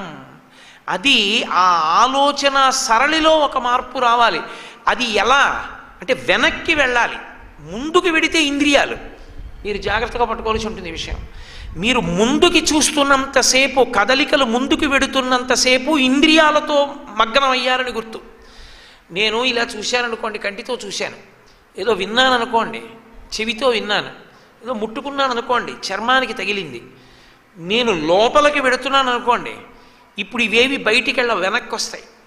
కన్ను ఇక చూడడం మానేయాలి, అంటే మూతపడిపోవాలి. లేదా కన్నిలా చూస్తున్నా, చూడడం ధర్మం కాబట్టి చూస్తూ ఉండాలి, కానీ లోపలి కన్ను ఇంకొక దాన్ని చూపిస్తూ ఉండాలి. ఇక్కడ కూర్చుని నేను ఇలా చూస్తూ ఉంటే నాకు ఎదురుగుండా వస్తున్నటువంటి వ్యక్తులు నా యొక్క మనస్ఫలకం మీద పడకుండా నాకు ఆ భ్రమరాంబాదేవి తెల్లటి కళ్ళు, నల్లటి గుడ్లు, అమ్మవారు కట్టుకున్న పట్టుచీర, ఆమె మీద వేసినటువంటి నిమ్మకాయల దండలు, పక్కన వేసిన నిమ్మకాయల దండలు, ఆ పుష్పహారాలు, అమ్మవారి దగ్గర కూర్చున్న అర్చక స్వామి పెద్ద కర్పూరం ఇచ్చేటటువంటి పరికరం, ఇవన్నీ అక్కడ వేసినటువంటి శ్రీచక్రాలు, కొన్ని మేరువులు, ఇవన్నీ నాకు కనపడుతూ ఆ ఎదురుగుండా ఉన్నదాన్ని మనసు గ్రహించట్లేదు అనుకోండి, కంటికి మనసుకి మధ్య సంబంధం తెగిపోయింది. అది తెగాలి. అది తెగి వెనక్కి వెళ్ళాలంటే మనసు తెంపుకుని వెనక్కి వెళ్ళాలి. అలా విడితేనే ఈశ్వరుడి వైపుకి వెడుతోంది. పైకి వెడుతున్నంతసేపు లోకం వైపు వెడుతోంది. ఆ కదలిక రావాలి, వెనక్కి కదలిక రావాలి. అది ధ్యానమునందున్నాడు అనుకోండి, ధ్యానమునందుంటే కన్ను చూడడం మానేసేయాలి, చెవి వినడం దాని ధర్మం, వింటుంది. పాలవాడు వచ్చాడు, అమ్మగారు పాలు అన్నాడు, భార్యకి వినపడింది, తనకి వినపడదు. వినపడదంటే ఆయన చెవులు మూసుకోలేదు, వినడం ధర్మం. ఆ శబ్ద తరంగం వచ్చి కర్ణభేరిని కొట్టింది, వింది చెవి. చెవి విన్నదాన్ని మనసు పుచ్చుకోలేదు, మనసుకి చెవికి మధ్య ఉన్న కవాటం తెగిపోయింది. మరి లోపల ఏం వింటోంది? మరాళి మందగమన పరదేవత నడుస్తుంటే ఎర్రని ఆమె పాదములు, ఆమె పాదములకు పెట్టబడినటువంటి పసుపు, ఆమె పాదములకు అలదబడిన పారాణి, ఆవిడ పాద మంజీరములు, మంజీరముల యొక్క ధ్వనులు, ఆమె పట్టుచీరల గసగసలు, అది వింటోంది. అది ఉందా ఎదురుగుండా? అది లేదు. లేనిది వింటోంది, ఉన్నది వింటలేదు. అది అంటే ఏది ఇంద్రియముల చేత గ్రహింపబడుతోందో అది తెగిపోయింది, ఏది ఎదురుగుండా లేదో దాన్ని వింటోంది. ఆ కదలిక రావాలి, అది విజృంభితం, అది సంధ్యారంభ విజృంభితం. ఆ సంధ్యలోకి వెళ్ళగలగాలి. బాహ్యమునందు ఏ కదలికలైనా సరే సంధ్యారంభమే. నేను మీతో ఇందాక చెప్పే కదా, ఓ మాట మాట్లాడి ఓ మాట కోసం ఆగితే మధ్యలో ఉన్నది మౌనం. అసలు ఆ మౌనం దగ్గరికి వెళ్ళిపోతే, అందుకే భగవాన్ రమణులు అంటారు, నువ్వెవరో నువ్వు తెలుసుకో అంటుండేవారు. నీ మనస్సు లోపలికి వెళ్ళగా వెళ్ళగా, నేను మంత్రజపం చేస్తాననేవాడు ఒక ఆయన వెళ్ళి. మంత్రజపం చేస్తే మంత్రం చేస్తున్నప్పుడు ఆ మంత్రాక్షరముల యొక్క నాదము ఎక్కడ పుడుతోందో చూడు అన్నారు కావ్యకంఠ గణపతి మునితో. ఒక ఆయన అలా ఉపన్యాసం చెప్తే, ఉపన్యాసం చెప్పినప్పుడు మాటలన్నీ ఎక్కడి నుంచి ఉత్పన్నమవుతున్నాయో అక్కడికి వెళ్ళు, వెనక్కి ప్రయాణం చెయ్యి. అన్నీ ఎందులోంచి పైకి వస్తున్నాయో అక్కడ ఉన్నాడు శివుడు. సంధ్యారంభ విజృంభితం, ఆ రెండిటి మధ్యలో ఆయన ఉన్నాడు. ఆయనని ఈ కంటికి కనపడటం, దీంతో చూడటం కుదరదు. నేను మాట్లాడుతున్నప్పుడు మధ్యలో వస్తున్నటువంటి విరామంలో శివుడు ఉంటే ఆయన నాకు ఎలా కనపడతాడండి ఈ కంటికి? ఒక్కనాటికి కనపడటం. ఆయన్ని చూడాలని నీకుందా? గుళ్ళోకి వెళ్ళు, మల్లికార్జునలింగం ఉందే అదే, అదే ఇక్కడ ఉంది. అందులోంచే వస్తున్నాయి అవన్నీ. ఈ రాత్రింబవళ్ళు అందులోంచే వస్తున్నాయి, సంధ్యలు అందులోంచే వస్తున్నాయి, కదలికలన్నీ అందులోంచే వస్తున్నాయి, ఆగడాలు అందులోంచే వస్తున్నాయి. సృష్టి లయం ఈ రెండు సంధ్యలు, ఈ రెండు సంధ్యలు ఆయనలోంచే వస్తున్నాయి. స్థితి మధ్యలో ఉండడం ఆయనలోంచే వస్తుంది. అందుకే లింగం, అన్నిటికీ అది గుర్తయ్యింది. అలా నీకు చూడాలనుందా? ఆ లోపలికి వెళ్ళు. కాబట్టి సంధ్యారంభ విజృంభితం శృతి శిరస్థానాంతరాధిష్ఠితం. ఆయన శృతి యొక్క శిరస్సునందు ఉంటాడు ఆయన. శృతి అంటే వేదం, వేదము యొక్క శిరస్సు అంటే వేదం యొక్క చివరి భాగం. చివరి భాగం ఉపనిషత్. ఉపనిషత్ ప్రశ్న జవాబు రూపంలో ఉంటుంది, వేదం రాజశాసనంలా ఉంటుంది. శిష్యుడు ప్రశ్న వేస్తాడు, గురువుగారు జవాబు చెప్తుంటారు. ఉపనిషత్తు జ్ఞానకాండ, అసలు భగవంతుని గురించి తెలియచెప్పగలిగినటువంటి సమస్త జ్ఞానసారము ఉపనిషత్తు యందు ఉంటుంది. అటువంటి ఉపనిషత్తు ఉన్నదే, ఆ ఉపనిషత్తుల యందు పరమశివుని యొక్క పాదములున్నాయి. అయితే ఆ ఉపనిషత్తు నీకు అర్థం అవడమే పరమశివుని యొక్క పాదముల యొక్క దర్శనం. ఆ ఉపనిషత్తులలో విహరించేటటువంటి వాడున్నాడే, వాణ్ణి చూడండి అని నేను అన్నాను అనుకోండి, మీరు చూడడం అవుతుందా? కుదురుతుందా? అది పరాశర భట్టర్లు శ్రీగుణరత్న కోసం చేస్తూ చమత్కారమైన మాట అంటారు. దేవీ శృతిం ప్రథమతే, దేవీ శృతిం తత్సద్గుణౌగ గుణం గృహంతి తద్వారపాటన పటూని చ ఇతిహాస సంతర్కరాణి అని శృతి స్మృతి నీ యొక్క ఇళ్ళమ్మ అంటారు ఆయన. మీరు చూడండి, కోటేశ్వరరావు గారిని చూస్తానన్నారు అనుకోండి, ఎక్కడుంటారండి? కాకినాడలో ఉంటారు. కాకినాడలో ఎక్కడుంటారు? ఏదో ఇల్లు, ఫలానా వీధి. కోటేశ్వరరావు గారిని చూడడానికి అక్కడికి వెడితే కనపడతారు. మీరు వచ్చారు, ఏదో ఏమంటే కోటేశ్వరరావుని చూడాలని దూరం నుంచి వచ్చామండి, కానీ మీరు వచ్చారని మీకు నా దర్శనం అవ్వదు, నేను ఇవ్వాలనుకుంటే దర్శనం అవుతుంది. చాలా పనిలో ఉన్నాను, కలవడం కుదరదని చెప్పు అన్నాను అనుకోండి, మీరు చూడగలరా? చూడలేరు. సరే ఓసారి కలుస్తాను అని బయటకు వచ్చాను అనుకోండి, మీరు కలుస్తారు. నా విషయంలోనే ఒక సామాన్యుణ్ణి నన్ను చూడడమే కుదరకపోతే, నా ఇల్లు తెలిసినా పరమేశ్వరుణ్ణి చూడడం ఎలా కుదురుతుంది? ఉపనిషత్తు ఆయన ఇల్లండి అన్నాను అనుకోండి, ఉపనిషత్తు పుస్తకం తీస్తే ఉంటాడా? ఉండడు. మరి ఉపనిషత్తు అర్థం చేసుకుంటే జ్ఞానము నిలబడితే శివుడిగా అనుభవంలోకి వస్తాడు. అది అందరికీ సాధ్యమా? అందరికీ సాధ్యం కానివాడు అందరికీ చూడడానికి వీలుగా ఓ చోట ఉన్నాడు. ఎక్కడో చూద్దాం అనుకుంటున్నావా? మల్లికార్జునలింగమే. అది శంకరులు అనుబంధం ఏర్పరచడం అంటే అది. ఎక్కడో ఉన్నవాణ్ణి అందని వాణ్ణి అందిస్తారు. ఇప్పుడు నీకు ఆర్తి వచ్చిందా లేదా? అబ్బా చూడకపోతే నా జన్మ వృధారా, ఉపనిషత్తులు నేను ఎక్కడ చదువుకుంటాను? ఇప్పుడు నాకు ఉపనిషత్ జ్ఞానం అంతా ఎక్కడొస్తుంది? నేను అసలు ఆ అనుభవాన్ని పొంది ఇక్కడ ఎక్కడ చూడగలను ఆయన్ని? ఉపనిషత్తుల్లో శివుణ్ణి జ్ఞానము చేత అనుభవంలో పొందలేను, ఆయన పాదములు కనపడవు. కానీ ఏమీ లేకపోయినా నేను ఎలా ఉన్నానో అలా ఓసారి 10 అడుగులు వేస్తే కనపడతాట. ఎక్కడ? మల్లికార్జునలింగంగా ఉన్నట్ట. ఓసారి అలాగన్నా వెళ్ళి తల తాటించొద్దాం. ఒక ఆయన జన్మజన్మాంతరములు పరిశ్రమ చేసి ఉపనిషత్ విహారం చేస్తున్న వాడి యందు తల పెట్టి పాదముల మీద తాటించి సంతోషించాడు. నాకు చేత కాకపోయినా వెళ్ళి అలా వెళ్ళి తల శివలింగం మీద పెట్టి తరిస్తాను. ఎంత అదృష్టవంతులు ఇప్పుడు జాతి అంతా. మనం పొందిన అదృష్టం ఏమిటో శంకరులు జ్ఞాపకం చేస్తున్నారు. అది జగద్గురుతత్వం అంటే. ఏది గొప్పదో, ఏది దాని గొప్పతనాన్ని మనం తెలుసుకోలేకపోతున్నామో దాన్ని మనకి జ్ఞాపకం చేసి ఆ దర్శనంలో మనం ఆనందం పొందేటట్టు చెయ్యాలి. పసిపిల్లవాడు ఆడుకోవడానికి బంగారు కాసులిని పట్టుకెళ్ళి పోశారనుకోండి ఆడుకోరా అని. పడగ్గది ఎవరు రారు, మీ ఇంట్లో ఉన్నాయని ఇన్కమ్ ట్యాక్స్కి తెలియదు, ఇన్ని బంగారు కాసులు పోసి ఆడుకోరా అన్నారు. వాడు ఆడుకున్నాడు. వాడికి ఏమైనా అక్కడ చింతపిక్కలు పోసినా అంతే, బిస్కెట్లు పోసినా అంతే, బంగారు బిస్కెట్లు పోసినా అంతే. వాడికి దేని వలన ప్రహృష్టం కాదు. బంగారానికి చింతపిక్కకి తేడా వాడికి తెలిస్తే కదా. అదే మీరు కోటేశ్వరారు 1000 బంగారు కాసులు చూస్తారంటే అన్నారనుకోండి, అబ్బాయి ఎక్కడండి అంటే ఇక్కడ ఎవరికి చెప్పకండి, ఈ పక్కకి రండి అని ఒక డబ్బా తీసి ఇలా పోసారనుకోండి, నేను వెంటనే అబ్బా అని ఇలా ముట్టుకుని అమ్మో ఎంత ఉంటుందంటారు అంటానా అన్నా. బంగారు కాసు విలువ తెలిసిన వాడికి బంగారం చూస్తే ప్రహృష్టం. అసలు బంగారం తెలియని వాడికి ఇస్తే వాడు ఎందుకు సంతోషిస్తాడు? అసలు నీ చేతిలో ఉన్నదేదో, నువ్వు చూస్తున్నదేదో, దాని గొప్పతనం ఏమిటో నీకు తెలిస్తే కదా సంతోషపడ్డాం. అది మామూలుది కాదురా, నువ్వు చూడ్డానికి సాధ్యమే కాదు అసలు.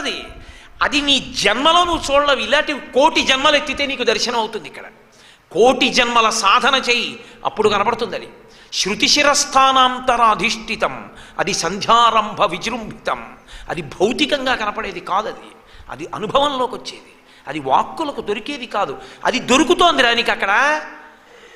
అది అసలు విరాట్ స్వరూపం. అది నీ 2 చేతులు ఇలా పెట్టి మూసేస్తే, బోర్లించేస్తే నీ చేతుల్లోకి ఒరిగిపోతుంది. ఎంతటి వాడు, ఎంతటి సులభుడైపోయాడు. చూడకపోతే కృతజ్ఞుడు అయిపోవట్లా, జన్మ సౌభాగ్యం పోవట్లా.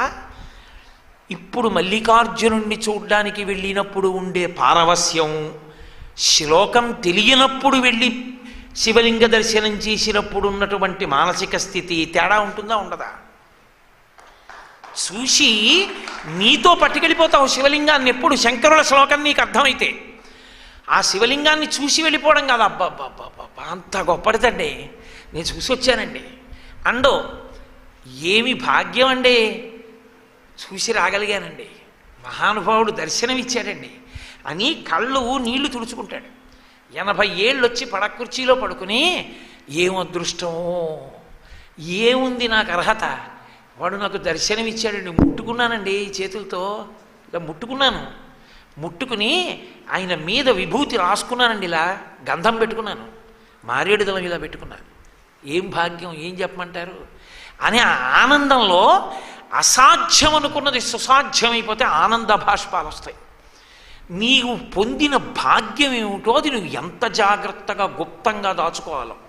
అది బయట సంచిలో పట్టుకెళ్ళేది కాదు, ఇక్కడ నీకు నువ్వు పట్టుకెళ్ళి జీవితాంతం నీ ఐశ్వర్యంగా దాచుకుని అనుభవించి ఆనందించినట్టు స్మరించి కళ్ళమ్మటి నీళ్లు కార్చుకోవాలి. ఆ అనుబంధం చెప్తున్నారు శంకరాచార్యులు వారు. కాబట్టి శృతి శిరస్థానాంతరాధిష్ఠితం సప్రేమ భ్రమరాభిరామమసకృత్సత్వాసనాశోభితం. మామూలుగా కాదు, పరమ ప్రేమతో. జగదంబ ఆదిశక్తి ఆవిడ ఏ వస్తువు యందు ఏ రూపంలో కదులుతుందో ఆ కదలికల వలన ఆ వైభవాన్ని ఇస్తుంది. కదలికలన్నీ ఆవిడవే. ఆవిడ యశస్విని. ఆవిడ ఒక్కొక్క కదలిక ఒక్కొక్కరి ఎందు పెట్టి కీర్తినిస్తుంది.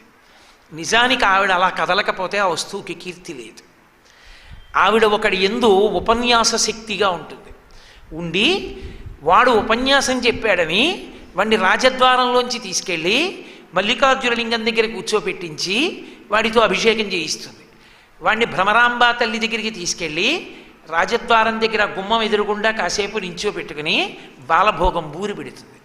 శ్రీచక్రం దగ్గర కూర్చోబెట్టి కుంకుమ ఇస్తుంది. ఎక్కడది అర్హత వాడికి? వాడి జన్మ వల్ల కాదు వాడికి అర్హత, వాడి చదువు వల్ల కాదు వాడికి అర్హత, వాడి యొక్క ఉద్యోగం వల్ల కాదు వాడికి అర్హత, వాడు చెప్పుకున్న మాటల వల్ల అర్హత. వాడు ఉపన్యాసం చెప్పుకున్నాడు, అందుకు గౌరవించారు. ఎక్కడదా ఉపన్యాసం?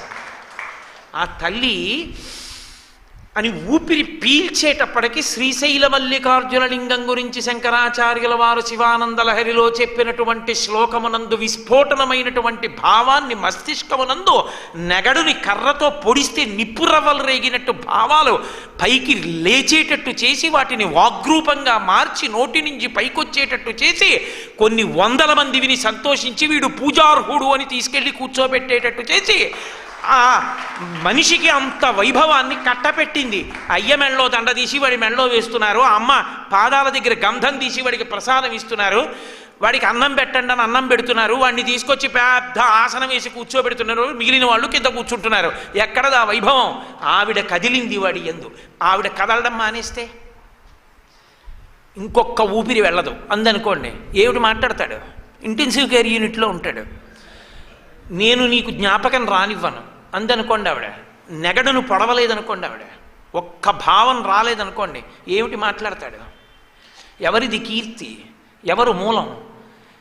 అది ఆ తల్లి అదిగో అక్కడ నించుంది. ఇన్నాళ్ళు నేను ఉపన్యాసాలు చెప్పాను, రామాయణం చెప్పాను, భాగవతం చెప్పానంటున్నావే, చెప్పించింది ఎవరో తెలుసా? లోపల ఉండి నీ జ్ఞాపక శక్తి ఎవరో తెలుసా? లోపల నుంచి నీ మాట ఎవరో తెలుసా? పుందికగా వాక్య నిర్మాణం ఎవరో తెలుసా? నువ్వు చెప్తుంటే అవతల వారికి అర్థమైందని కూర్చునేటట్టుగా చేసింది ఎవరో తెలుసా? ఆవిడే. నీకు చూడాలని లేదా? అనుభవించేసి నాదే ఈ గొప్పందాం అనుకుంటున్నావా? భక్తి అన్న మూలం వెనక్కెళ్ళి నువ్వు విచారణ చేస్తే ఆ మూలకందం చూడాలనుంటే అదిగో ఆ తల్లి ఎక్కడుంది. ఆవిడ ఎంతమందినైనా అనుగ్రహిస్తుంది ఈ లోకంలో. ఒకరిని వేద పండితుడిని చేస్తుంది, ఒకరిని గొప్పగా భజన చేయించేవాడిని చేస్తుంది, ఒకరిని డప్పు కొట్టేవాడిని చేస్తుంది, ఒకరిని బట్టలు బాగా ఉతికేవాడిని చేస్తుంది, ఒకరిని బాగా బట్టలు కుట్టేవాడిని చేస్తుంది, ఒకరిని బాగా డబ్బున్నవాడిని చేస్తుంది, ఒకరిని బాగా నిర్వహించేవాడిని చేస్తుంది, ఒకరిని పందిరేసేవాడిని చేస్తుంది, ఒకరిని సన్నాయి వాయించేవాడిని చేస్తుంది, ఒకరిని నిశ్శబ్దంగా కూర్చుని జపం చేసుకునేవాడిని చేస్తుంది. ఎన్నైనా చెయ్యగలదు. ఎన్ని చేసినా తాను గుప్తంగా ఉండి కీర్తి బిడ్డలకిస్తుంది. వాడికి దండేస్తే తను పొంగిపోతుంది. వాడు నన్ను నవ్వుకున్నాడు రా, వాడికి దండేశారు రా అని పొంగిపోతుంది. అమ్మ చూడండి, అమ్మకేం రాదు. కొడుకు చాలా గొప్ప విద్వాంసుడైపోయాడు. విద్వాంసుడైపోయి ఆయన్ని ఏనుగు మీద ఊరేగిస్తున్నారు. అమ్మ తన ఇంట్లోంచే బయటికి వచ్చి చూసింది. చూసి కన్న కడుపు, వాడిని నేనే కన్నాను, నేనే పాలిచ్చాను, నేనే అన్నం పెట్టాను, నేనే చదువుకోమన్నాను, ధూర్తుడు నన్ను ఎక్కించలేదు ఏనుగందం. అందరూ కళ్ళు విప్పి ఇలా చూస్తుంటే ఆవిడ ఒక్కతే చూడ్డానికి వీలు లేకుండా ఆవిడ కళ్ళకి నీటి పొర అడ్డుపడుతుంది. వాడు ఇంత వాడయ్యాడు, నేనే కన్నాను, వాడు ఇంత వాడయ్యాడు, నాకు ఇంతకన్నా ఏం కావాలమ్మా అని కళ్ళజోడు తీసి కళ్ళు తుడుచుకుని నాకు సరిగా కనపట్టం లేదంటుంది. ఈలోగా ఏనుగు వెళ్ళిపోతుంది. కనపడని ఆవిడ తృప్తి పొందుతుంది, చూసిన వాళ్ళు అసూయ పొందుతారు. అది లోకం లక్షణం. కాబట్టి ఆ తల్లి లక్షణం అది. ఆవిడ యశస్విని, ఆవిడ కీర్తినిస్తుంది. ఆ తల్లి ఎంతమందికైనా కూతురుగా వస్తుంది. మొన్న చెప్పానుగా, ఆడపిల్లలందరూ ఆవిడే, అందుకే ఆడపిల్ల. కానీ ఆమె మాత్రం ఎప్పుడూ పరమశివునికే ఇలా. అది ఆమె ప్రేమ. ఎన్ని అవతారాలైనా తీసుకుంటుంది. దాక్షాయిణిగా వస్తుంది, భార్గవిగా వస్తుంది, కాత్యాయినిగా వస్తుంది. ఎంతమంది నాకు కూతురుగా రావాలని కోరుకున్నారో వాళ్ళందరికీ కూతురుగా వచ్చింది. హిమవంతుడికి కూతురుగా వచ్చింది. నిన్న వినలా మీరు? ప్రవర గంధమాదన పర్వతానికి ప్రపౌత్రి, హిమాలయ పర్వతానికి పుత్రి, ఇలా వరుసగా చెప్పుకుంటూ వచ్చారు. ఒక పర్వతానికి కూతురా అమ్మవారు? బాగా చైతన్యం ఉన్నటువంటి మనుష్య ప్రాణికి కూతురుగా వస్తే వాడు ధూర్తుడై ఆ కూతుర్ని పోగొట్టుకున్నాడు దక్షుడు. ఒక పర్వతం నెత్తి మీద పెట్టుకుని పొంగిపోయింది. అమ్మా ఏం అదృష్టం అమ్మా నాది, కేవలంగా ఒక కొండని గిరులలో నొక్క గిరినైన నా పేరు వెలయచేసి తిట్లు ఇందువదన, నీకు తండ్రినైతి నాకింత చాలదే, ఇది మహాద్భుతంబు ఇందువదన అన్నాడు. అందుకే ఎక్కడ ప్రవర చెప్పినా హిమవంతుని యొక్క కుమార్తె హైమవతిగానే ఆవిడికి కళ్యాణం. అంత గొప్ప తల్లి. అటువంటి భర్త యందు అపారమైన ప్రేమ, సప్రేమ భ్రమరాభిరామ. అమ్మవారు అయ్యవారిని కౌగిలించుకోవడం అంటే ఎలాగో తెలుసా? కామంతో కౌగిలించుకోవడం కాదు. ఆమె కౌగిలించుకోకపోతే సృష్టి అయోమయం. వాళ్ళిద్దరూ కౌగిలించుకుంటేనే సృష్టికి ప్రయోజనం. అంటే కారు ఉంది, నడవదు, ఏమిటి ప్రయోజనం? నడుస్తుంది, ఆగదు. ఏమిటి ప్రయోజనం? కారు యాక్సిలేటర్ తొక్కితే 120 కిలోమీటర్లు వెళ్ళిపోతుందండి గంటకన్నాడు. ఏమన్నా ఆగుతుందా? ఆగదు. బ్రేక్ లేదన్నాడు, ఎక్కుతావా? ఎక్కవు. కదలాలి, ఆగాలి. రెండూ కారును ఆవహిస్తేనే నువ్వు కూర్చుంటావు, లక్ష్యాన్ని చేరుకుంటావు. ఈ రెండింటిలో ఏం లేకపోయినా అది పనికిరాదు. కారు హార్స్ పవరు, పాల కమ్మతనంతో కూడిన ఆకలిని తీర్చి మీకు శక్తినివ్వగలిగిన శక్తి, నీటిలోని దాహాన్ని తీర్చగలిగిన శక్తి, ఇవి ఎలా విభజించి చూడడానికి వీలు లేకుండా ఒకదానితో ఆశ్రయించుకుని ఉంటాయో, శక్త్యా లోభయితున్నాహం ఐశ్వర్యేణ ధనేన వా అనన్యే రాఘవేణాహం భాస్కరేణ ప్రభాయధ అంటుంది సీతమ్మ. సూర్యుని యొక్క వెలుతురు, చంద్రుని యొక్క చల్లతనం, పువ్వు యొక్క సౌరభం ఎలా విడదీయలేవో పార్వతీ పరమేశ్వరులు అలా కలిసి ఉన్నారు కాబట్టి అది శివం. ఈ శరీరం ఎందుకు శివం? ఇది మాట్లాడుతోంది కాబట్టి. ఈ శరీరం అమ్మవారైతే లోపల చైతన్యం పరమశివుడై ఇద్దరు కలిసి ఉన్నారు కాబట్టి శివం. దీన్ని చైతన్యం వదిలిందనుకోండి శవం. ఆ రెండు కలిసి ఉంటేనే ప్రయోజనం, విడిపోతే అయోమయం. ఆ సృష్టికి అర్థం లేదు ఇంకా. అలా మీరు తత్వత చూస్తే సృష్టి అంతా వాళ్ళిద్దరి యొక్క ఆలింగన స్వరూపం, ప్రయోజనకరమై ఉన్నది కాబట్టి. అదే ఆమె పాతివ్రత్యం కోణంలో చూస్తే ఆ తల్లి ఎప్పుడూ పరమేశ్వరుణ్ణి కౌగిలించుకుని ఉంటుంది. కౌగిలించుకుని ఉండడం అన్న మాటకు అర్థం ఆమె ఆయనని విడి ఉండేటటువంటి లక్షణమున్నది కానే కాదు. ఆమె తనంత తానుగా ఆదిశక్తి. కానీ ఆమెకి అత్యంత అసహ్యకరమైన విషయం ఏమిటి అంటే, తన గురించి స్తోత్రం చేస్తే ఆవిడికి కోపం, చిరాకు వస్తుంది ఆవిడికి.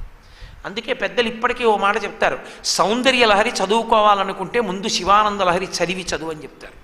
శంకరులంతటి వారు అమ్మవారి వైభవం చెప్పడం మొదలుపెట్టి ముందు అయ్య పేరెత్తకుండా మొదలెడితే అమ్మ పలకదని శివశక్త్యాయుక్తో అంటూ శివనామంతో మొదలెట్టారు. ఆయన పేరెత్తితే తప్ప ఆవిడ విందు. ఆవిడ బహుప్రసన్నురాలయ్యేది ఎప్పుడో తెలుసా? ఆయనని కీర్తిస్తే సంతోషిస్తుంది. అందుకే శంకరులు విపంచాగాయంతి వివిధమపదానం పశుపతే అంటారు. సరస్వతీదేవి ఆయన దగ్గర కచేరీ చేస్తే అమ్మవారి వైభవాన్ని స్తోత్రం చేయదు, పరమశివ వైభవాన్ని కీర్తిస్తుంది. ఆయన గురించి పాడుతుంటేట ఆవిడ సంతోషపడిపోయి శబాష్ అంటుంది. ఆ మాట అని పొంగిపోతుందిట. ఆవిడ శివ సంకీర్తనం వింటే ఇలా అంటుందిట. తాంబూల చర్వణం చేస్తూ ఇలా కదిపితే తాంబూలారుణపల్లవాదరయుతే తాటంకహారాన్వితే వీణానాద నిమీలితార్థనయనే విప్రస్థ చూలింబరే. ఆ తాంబూలం నములుతూ ఆ చెవి తాటంకములు కదిలేటట్టుగా ఇలా అని మురిసిపోతుందిట ఆవిడ. ఆవిడ అంత శివభక్తి తత్పరురాలు. శివభక్తి అంటే భర్త యందు అంత ప్రీతి కలిగిన మహాపతివ్రత.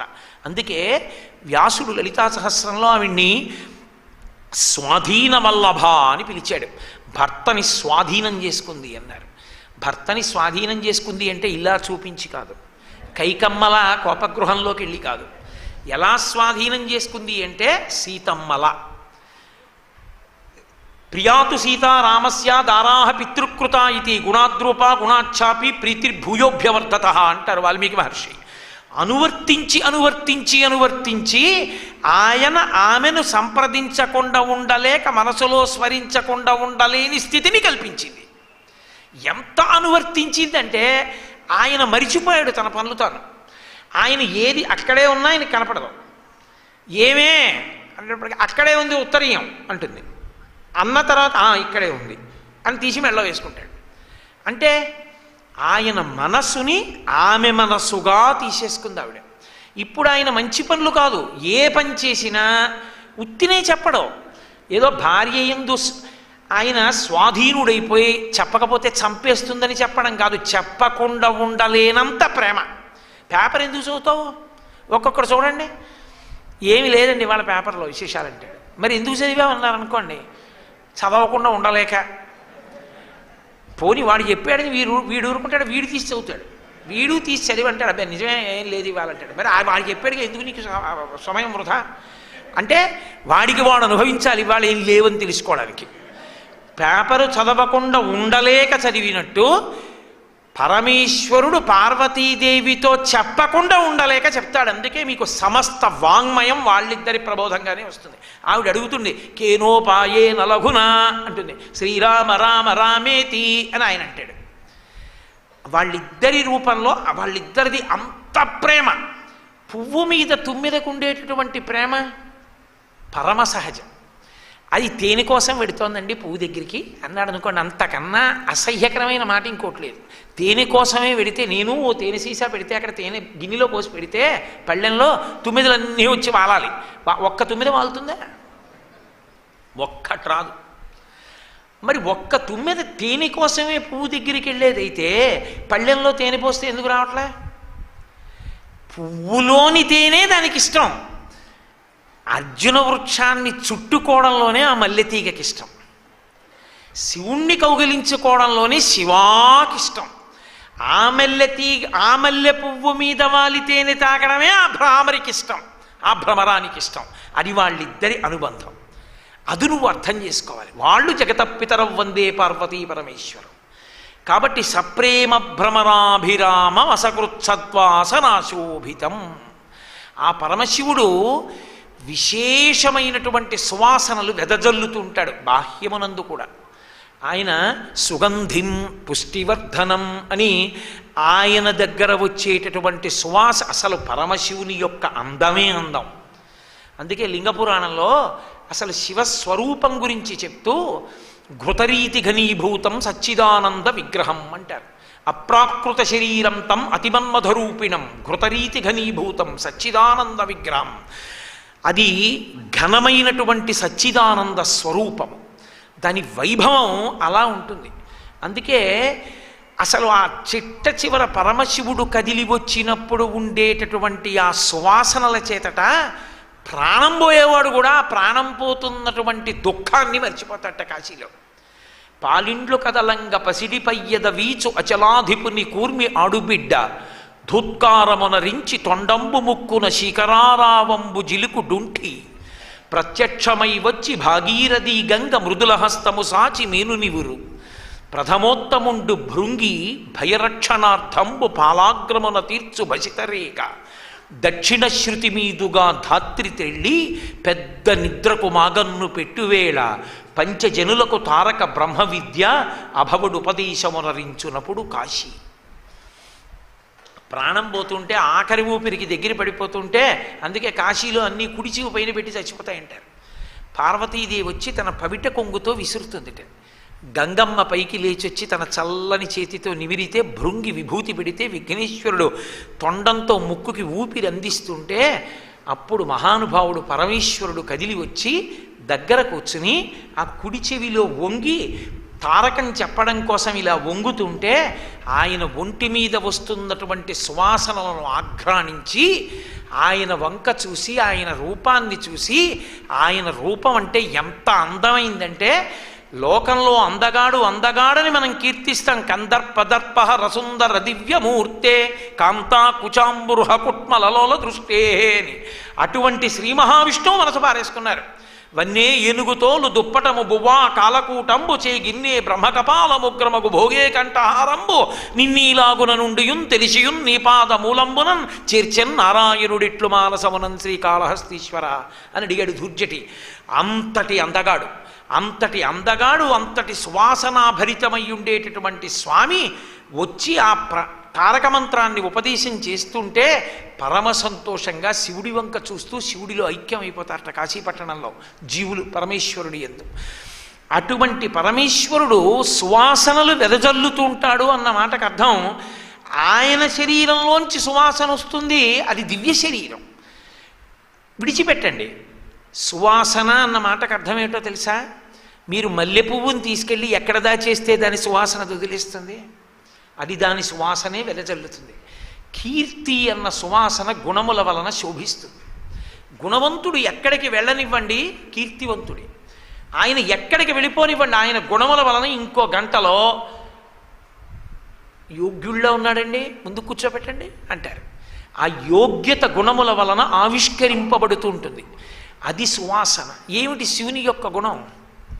లోకరక్షకత్వం. అసలు అపకారం చెయ్యడం అంటూ తెలియనివాడు, అమంగళం చెయ్యడం అంటే తెలియనటువంటి వాడు లోకంలో ఉంటే ఆయన ఒక్కడే. అందుకే ఆయనకి శివ అని పేరు.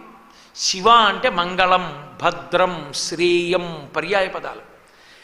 ఆయన కళ్యాణకారకుడు. లోకాన్నంతటినీ పొదివి పట్టి కాపాడి చూస్తుంటాడు. అంతరక్షకత్వం చేసేటటువంటి పరమశివుడు ఎవరున్నాడో ఆయనకి రక్షించడం ఒకటే తెలియడంలో ఆయన యొక్క దృష్టికోణం నిస్వార్థంగా ఉండడం కాదు, తండ్రితనం వలన. మీరు ఆ మాట పట్టుకున్నారో లేదో. నేను ఏం వద్దులేండి అన్నాను అనుకోండి, మీ ఇంటికి వచ్చి పెళ్ళికి మీకు నేను ఏదో మీ ఇంట్లో నీళ్లు కూడా తోడిపెట్టాను అనుకోండి, ఏమయ్యా ఇంత చేసి పెట్టావు, ఈ పంచెల చాపు తీసుకో అన్నారనుకోండి, అబ్బెబ్బే బలెవరే, నేను మీ ఎందుకు ప్రేమతో చెయ్యాలనిపించింది చేశానంతే, అంతేకాని నాకు పంచెల చాపు వద్దన్నాను అనుకోండి, నిస్వార్థంగా చేశానంటాను. తండ్రి చేశాడనుకోండి, నిస్వార్థంగా చేయలేదు, తండ్రితనంతో చేశాడు. అసలు ఆ తండ్రితనానికి స్వార్థ స్పర్శ లేదు. స్వార్థస్పర్శ ఎందుకు లేదంటే తన ప్రావిడెంట్ ఫండ్ అంతా అమ్మేశాడు, తను వాలంటరీ రిటైర్మెంట్ పెట్టేశాడు, డబ్బంతా కొడుక్కి ఇచ్చేశాడు. కొడుకు ఎక్కడికో వెళ్ళి వ్యాపారం చేశాడు, ప్రపంచంలో ఏదో దేశానికి కోట్లు సంపాదించాడు. ఒరే ఏమిటో జ్వరంగా ఉందిరా, కామెర్లు వచ్చాయంటున్నారు, ఒంట్లో బాగోలేదు, ఒక్కసారి నిన్ను చూడాలని ఉందిరా అన్నాడు. నాన్నగారండి తప్పకుండా వచ్చేస్తాను, కానీ పెద్ద వ్యాపారం విషయమే ఉన్నానండి, ఒక్క వారంలో వస్తానన్నాడు. ఇంత చదివించాను, వాడు రాలేదు, ధూర్తుడు, వారం తర్వాత వస్తానంటున్నాడు, వాడు ఏదో అయిపోవాలంట తండ్రి. ఫోన్లేవే, వాడికి ఏమి ఇబ్బందో, పెద్దవాడిని అయిపోయాను, ఇప్పుడు వాడు వస్తే ఉంటానా, వాడు రాకపోతే ఉండనా, పాపం వాడు వృద్ధిలోకి రావలసిన వాడు, వాడు వచ్చి చూసి వెళ్ళడంలో వాడి వ్యాపారం పాడైపోయిందనుకో, ఏమిటి ప్రయోజనం, ఫోన్లే వారం పోయాక రాని అంటాడు. అంటే తన వలన వాడు బతికాడు, అసలు వాడు ఉన్నాడంటే తానే కారణం, అసలు వాడు ఉండడానికి మూలం తానే. అటువంటి వాడు తనకి ఏమీ చేయకపోయినా చేయలేదేమండం, చేస్తే చేశాడు, చిన్నదేదో చేశాడు అనుకోండి పొంగిపోతాడు, చేయలేదనుకోండి ఏమీ అండం. అది నిస్వార్థంతో చేసేవాడు కాడు, తండ్రి లక్షణం అది, తల్లి లక్షణం అది. వాళ్ళకి ప్రేమ తప్ప ఇంకొక భావన లేదు. అందుకే ఒక్కొక్క చోట చూస్తే ఆశ్చర్యకరమైన సందర్భాలు కనపడతాయి. నేను ఒకప్పుడు హాస్పిటల్కి వెళ్ళా, ఒంట్లో బాగుండకపోతే, జ్వరంగా ఉందని. నాకు ఉపన్యాసాల్లో పరిచయమైన ఆవిడే, పేర్లు ఎందుకు చెప్పాలి బాగుండదు, ఆవిడ పాపం ఆవిడికి జ్వరం వచ్చింది. నాకు తెలియదు ఆవిడ సంగతి అదని. ఆవిడ నన్ను చూడగానే లేచి నిలబడి నమస్కారం చేశారు. అయ్యో అమ్మ కూర్చోండి, మీరు జ్వరంగా ఉన్నారు, నేను జ్వరంగా ఉన్నాను, ఇక్కడ గౌరవాలు మర్యాదలు ఏమిటో, మా అందరం రోగులమే, కూర్చోండి అన్నాను. భవరోగానికి తోడు ఇదో రోగం, కూర్చోండి. ఆవిడ కూర్చుంది, నేను కూర్చున్నాను. లోపల నుంచి ఒక ఆయన బయటకు వచ్చాడు. ఆయన చాలాసేపు ఉన్నాడు, డాక్టర్ గారు చాలాసేపు ఉన్నాడు, ఆయనతో పెద్ద రోగంలా ఉందనుకున్నాం. ఆయన బాగానే ఉన్నాడు, బయటకు వచ్చేసాడు. డాక్టర్ గారు బయటకు వచ్చాడు, బయటకు వచ్చి ఆయన్ని కారు దాకా ఎక్కించి లోపలికి వెళ్ళాడు. లోపలికి వెళ్ళిపోయిన తర్వాత ఈవిడ పక్కన కూర్చున్నావిడంది, చూడమ్మా నువ్వు ఇక్కడే కూర్చున్నావు, జ్వరంతో మీ అబ్బాయి ఎలా వెళ్ళిపోయాడో, నిన్ను చూశాడు, కనీసం అమ్మ జ్వరంగా ఉందా అని కూడా అడగలేదు, డాక్టర్ గారిని వెనకాలే వస్తున్నారు కదా మా అమ్మగారేనండి అని కూడా అనలేదు, ఇలాంటి కొడుకు ఉంటే ఎంత చచ్చిపోతే ఎంత అమ్మా అంది. ఆవిడ గభాలన నోటి మీద చేయి పెట్టిందే, అలా అనకమ్మా, వాడు నన్ను చూసినా చూడకపోయినా పర్వాలేదు, వాడు అలా ఉంటే చాలమ్మా, అలా అనకమ్మా ఇంకో మాట అంది. నీ తెల్లబోయి ఆ తర్వాత ఆవిడని అడిగా. ఆవిడ పెద్ద కథే చెప్పింది, ఆవిడ ఎంత పెద్ద కష్టపడి పెంచిందో, వాడు ఎంత కృతజ్ఞుడైపోయాడో కొడుకు చెప్పింది. నేను జ్వరం మాట దేవుడెరుగు, నాకు మతిపోయింది. అప్పుడు కూడా అలా అనద్దమ్మా అంది ఆవిడ. అమ్మ తప్ప అలా ఇంకోళ్ళు అనగలరా? ఏమవుతుంది ఇంత అయ్యాక? జ్వరం వచ్చి చచ్చిపోతే ఏమవదు, వాడు మాత్రం ఉండాలమ్మా, వాడు ఎక్కడో అక్కడ అలా ఉంటే చాలు, వాడికి అమంగళం ఉండకూడదండి. అసలు నిస్వార్థం అమ్మ ప్రేమ అనకూడదు, నిస్వార్థం కాదు, అసలు రాశీభూతమైన ప్రేమ అంతే. దానికి స్వార్థ స్పర్శ అంటదు. అలా అంటని వాళ్ళు ఈ లోకంలో పార్వతీ పరమేశ్వరుడు. లౌకికమైన తల్లికే అంత ప్రేమ ఉంటే జగములను కన్న తల్లి నా తల్లి భ్రమరాంబ, జగములను కన్న తండ్రి మల్లికార్జునుడు. అందుకే వాళ్ళు ఇది కావాలని అడగరు, నాకు ఇది ఇవ్వలేదే అని అడగరు. మీకు కథాపరంగా చదివినప్పుడు అదోలా అనిపించవచ్చు, కానీ అసలు వాళ్ళు కష్టాన్ని తీసేసుకుంటారు, సుఖాన్ని వదిలేస్తారు పిల్లలకి. మీరు చూడండి హాలాహల భక్షణంలో ఉచ్ఛీశ్రవం వచ్చింది, కామధేను వచ్చింది, కల్పవృక్షం వచ్చింది, నాకు ఇవ్వలేదే అని ఆయన అడగలేదు. హాలాహలం వచ్చింది, చని కైలాసముజొచ్చి శంకరుని వాసద్వారముంజేరి ఈశుని దవ్వారికులు అడ్డుపడ్డ తలమంచొంజొచ్చి కుయ్యో ముర్రో విను మాలింపము చిత్తగింపము దయం వీక్షింపుమన్ సంభుజానన ముక్కుల్కని రక్తరక్షణ కళా సంరంభునిన్ శంభునిన్. అప్పుడు పరిగెత్తారు అందరూ. పరిగెత్తి ద్వారపాలకులు అడ్డుపడ్డా కూడా లోపలికెళ్ళి మా అమ్మ మా నాన్న నువ్వేంట అడ్డొస్తావు అప్పుడు గుర్తొచ్చారు. పరిగెత్తుకెళ్ళి నేనంటాను ఆ మాట, వాళ్ళందరూ అయ్యా పరమశివ హలాహలం తరువుకొచ్చేస్తోంది, చంపేస్తోంది, రా రా రా అన్నారు. పరిగెత్తుకొచ్చాడు మహానుభావుడు. ఏవిరా ఎందుకు రా అరుస్తున్నారు? హలాహలం తరువుకొచ్చేస్తోంది స్వామి, లోకాలన్నీ కాలిపోతున్నాయి. ఆయన లోపలికి వెళ్ళాడు, ఇప్పుడే వచ్చేస్తున్నాను ఉండండి. అది స్వాధీన వల్లభ అంటే. ఆవిడికి చెప్పకుండా చేయడు. ఆవిడ దగ్గరికి వెళ్ళాడు. వెళ్ళి పార్వతీ పార్వతీ చాలా ముఖ్యమైన మాట, తర్వాత చేద్దుగానిలే ఇల్లరా పక్కకి తీసుకెళ్ళి నీతో మాట చెప్పనా, కంటే జగముల దుఃఖము వింటే జలజనిత విషపు వేడిమి ప్రభువయ్యుండుట ఆత్తుల ఆపద గెంటించుట దానఫలము దానం కీర్తి మృగాక్షి. చూసావా పిల్లలు ఎలా ఏడుస్తున్నారో లోకాలన్నీ. తల్లి తండ్రి మనం బతికుండి ఎందుకు, శక్తి ఉండి రక్షించకపోతే పిల్లల ఏడుపులు వినలేను. వెళ్ళి భక్షింతు హాలాహలమును శిక్షింతును మధుర సూక్ష్మ ఫలరసము క్రియన్ రక్షింతు ప్రాణికోట్లను వీక్షింపుము నీవు నేడు వికచబ్జముఖి. అలా చూడు పార్వతి, తినేస్తాను ఆ హాలాహలం నేను బుచ్చేసుకుంటాను. ఏమండి హాలాహలం మీరు బుచ్చేసుకుంటే మరి వాళ్ళంటే బతుకుతారు నా పసుపు కుంకాలు అని ఆవిడ అనలేదు. మీ ఇష్టం ఏదో చేయండి అంది ఆవిడ. ఇది చాలా గమ్మత్తు. ఈ మాట తీరు ప్రతి ఇంట్లో ఉంటుంది. చూడండి, కొడుకు ఒరే వేసవికాలంలో అమ్మ నేను ఉండలేకపోతున్నాను రా, చాలా ఒక్క పెట్టేస్తోంది, వానలా పట్టలేదు, 365 రోజులు ఎండలేరా, ఒక్క ఏసీ కాస్త హాల్లో కూడా పెడితే కాస్త అక్కడ కూర్చుని ఏమైనా చదువుకుంటానంటే, నాన్నగారు ఎందుకండి కరెంట్ అయితే బోల్డ్ అయిపోతుంది, బెడ్రూమ్లోనే కూర్చుని చదువుకోండి, ఒక ఏసీ వేయించానుగా అంటాడు. తప్ప అలాగే నాన్నగారండి హాల్లో కూడా ఒకటి వేయిస్తానులేండి అని కొడుకు అండం. ఈ పెద్ద ఆయన ఏదో కొద్దిగా కూడబెట్టుకుంటాడు. నాన్నగారండి ఆఫీస్లో తప్పుడు పని చేశాను, డబ్బు కట్టమన్నారు, ఉద్యోగం పోతుంది, నాన్నగారండి మీ దగ్గర ఉన్న 1,00,000 నాకు సర్దుతారా అంటాడు. ఉండరా అని లోపలికి వెళ్ళి విషయ పాపం వాడు వృద్ధిలోకి రావలసిన వాడు ఆఫీసులో దెబ్బతిన్నట్ట, పోన్లే ఉన్నంతకాలం ఉంటామా, చల్లగా చూస్తే ఈశ్వరుడు ఉంటాం లేకపోతే పోతాం, వాడి ఉద్యోగం పోతే మన ఇద్దరికి 1,00,000 కాపాడుతుందా, వాడికి ఇచ్చేద్దాం అనుకుంటున్నానే అంటాడు. ఇచ్చేయండి అందావిడే. ఆవిడికి పిల్లల మీద ప్రేమే, మీ ఇష్టం వచ్చినట్టు చేయండి అంటారు. అలాగే అంది అమ్మవారు. అంటే వింటున్న శుకుడు గుండెలు బాదుకున్నాడు. అమ్మో అమ్మో అమ్మో పసుపు కుంకాలు కదండి ఏదైనా ఇచ్చేస్తారు, కానీ హాలాహలం శివుణ్ణి ఎలా తెలియమంది అంటే, మృంగిడివాడు విభుండని మృంగిడిదియు గరళమనియు మేలని ప్రజకున్ మృంగమనే సర్వమంగళ మంగళసూత్రమునెంత మది నమ్మినదు. ఆవిడే సర్వమంగళ, అందరి మంగళసూత్రాలు ఆవిడ వల్ల నిలబడతాయి. నా మెళ్ళలో మంగళసూత్రం ఉండగా ఆయనకేమవుతుంది, విషం తాగితే తాగేమంది ఆవిడ. పిల్లల కోసం ఆయన విషం తాగాడు, పిల్లల కోసం విషం ఆవిడ తాగమంది. జగత పితరవ్ వందే పార్వతీ పరమేశ్వరవ్ అని 2 చేతులెత్తి కాళిదాస మహాకవి నమస్కారం చేశాడు. ఇంతకన్నా నేనేం చెప్పలేని వాళ్ళ గురించి. వాళ్ళు తల్లిదండ్రులు అంతే, వాళ్ళకేం అక్కర్లేదు. అంత రాశీభూతమైన ప్రేమ. పాపాలు పాపాలు పాపాలు చేసి చచ్చిపోతే నీకు ఒక్క శరీరం కూడా ఇవ్వను, చావు అలా నరకంలో కుళ్ళబొడి చేస్తారు నిన్ను అనొచ్చు. పోన్లే ఇంకో శరీరం ఇస్తానా, పాపం పోగొట్టుకుని మళ్ళీ ఇప్పటికైనా చేసుకొని ఇంకో శరీరం ఇస్తున్నాడు. ఏమి దయామయుడు, ఎంతటి కరుణామూర్తి నిజంగా. ఆయనే కానీ ఈసారి నీ లెక్కలు బాగా చూస్తాను, ఇప్పుడు ఇంకెవ్వని నీకు శరీరం అన్నాడు అనుకోండి, మన బతుకేమిటి, తక్కువ పాపాలు చేసేవన్నీ. మహానుభావుడు ఎంత కరుణామయుడే, మళ్ళీ శరీరాలు ఇస్తూనే ఉన్నాడు. ఎవడిస్తాడు శరీరం?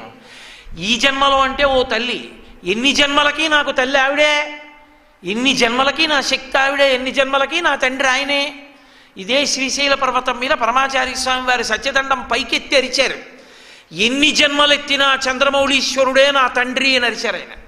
మల్లికార్జున లింగాన్ని దర్శనం చేసి కందుల ధార కారిపోతూ నీళ్లు, ఆనందం పట్టలేక 100 సంవత్సరములు బతికిన పరమాచార్య జీవితంలో అలా అరవల. సత్యదండాన్ని పైకెత్తి పట్టరిచారు. ఎన్ని జన్మలెత్తినా మల్లికార్జునుడే నాకు తండ్రి అని. అంటే శంకరుల హృదయాన్ని పొంది ఎంత పరవశించిపోయారో. వాళ్ళు నాకు తల్లిదండ్రులు అయ్యుండగా ఎన్ని జన్మలు ఎత్తితే నాకు నష్టమే ఉంది, నాకు పర్వాలేదు, ఒక్కటి ఉంటే చాలు, ఆయన పాదముల దగ్గర మనస్సు నేను పెట్టగలిగితే చాలన్నారు. అటువంటి కరుణామూర్తులు. అందుకే అందరూ భయపడుతుంటే తన చుట్టూంచుర సంఘముంజై జయధ్వానంబులన్ బొబ్బిడన్ ఘన గంభీరవంబుతో శివుడు లోకద్రోహి హుంపోకు రమ్మని కింగేల తెమల్చి కూర్చి కడిగా నంకించి జంబూపలంబున సర్వంకషమున్ మహావిషమునాహారించే హేలాగతి. అందరూ భయపడి హడిలిపోతుంటే ఆయన ఒక్కడే ముందుకొచ్చి హాలాహలాన్ని పట్టుకుని ముద్ద చేసి పిడచ చేసి నోట్లో పెట్టుకుని మింగాడు. చటుక్కుని మింగి ఇచ్చావు. ఉదరము లోకంబులకును సదనంబకు తెరిగి శివుడు చటుల విషాగ్నిన్ కుదురుకొని కంఠబిలమున పదిలంబుగా నిలిపే సూక్ష్మ ఫలరసము క్రియన్.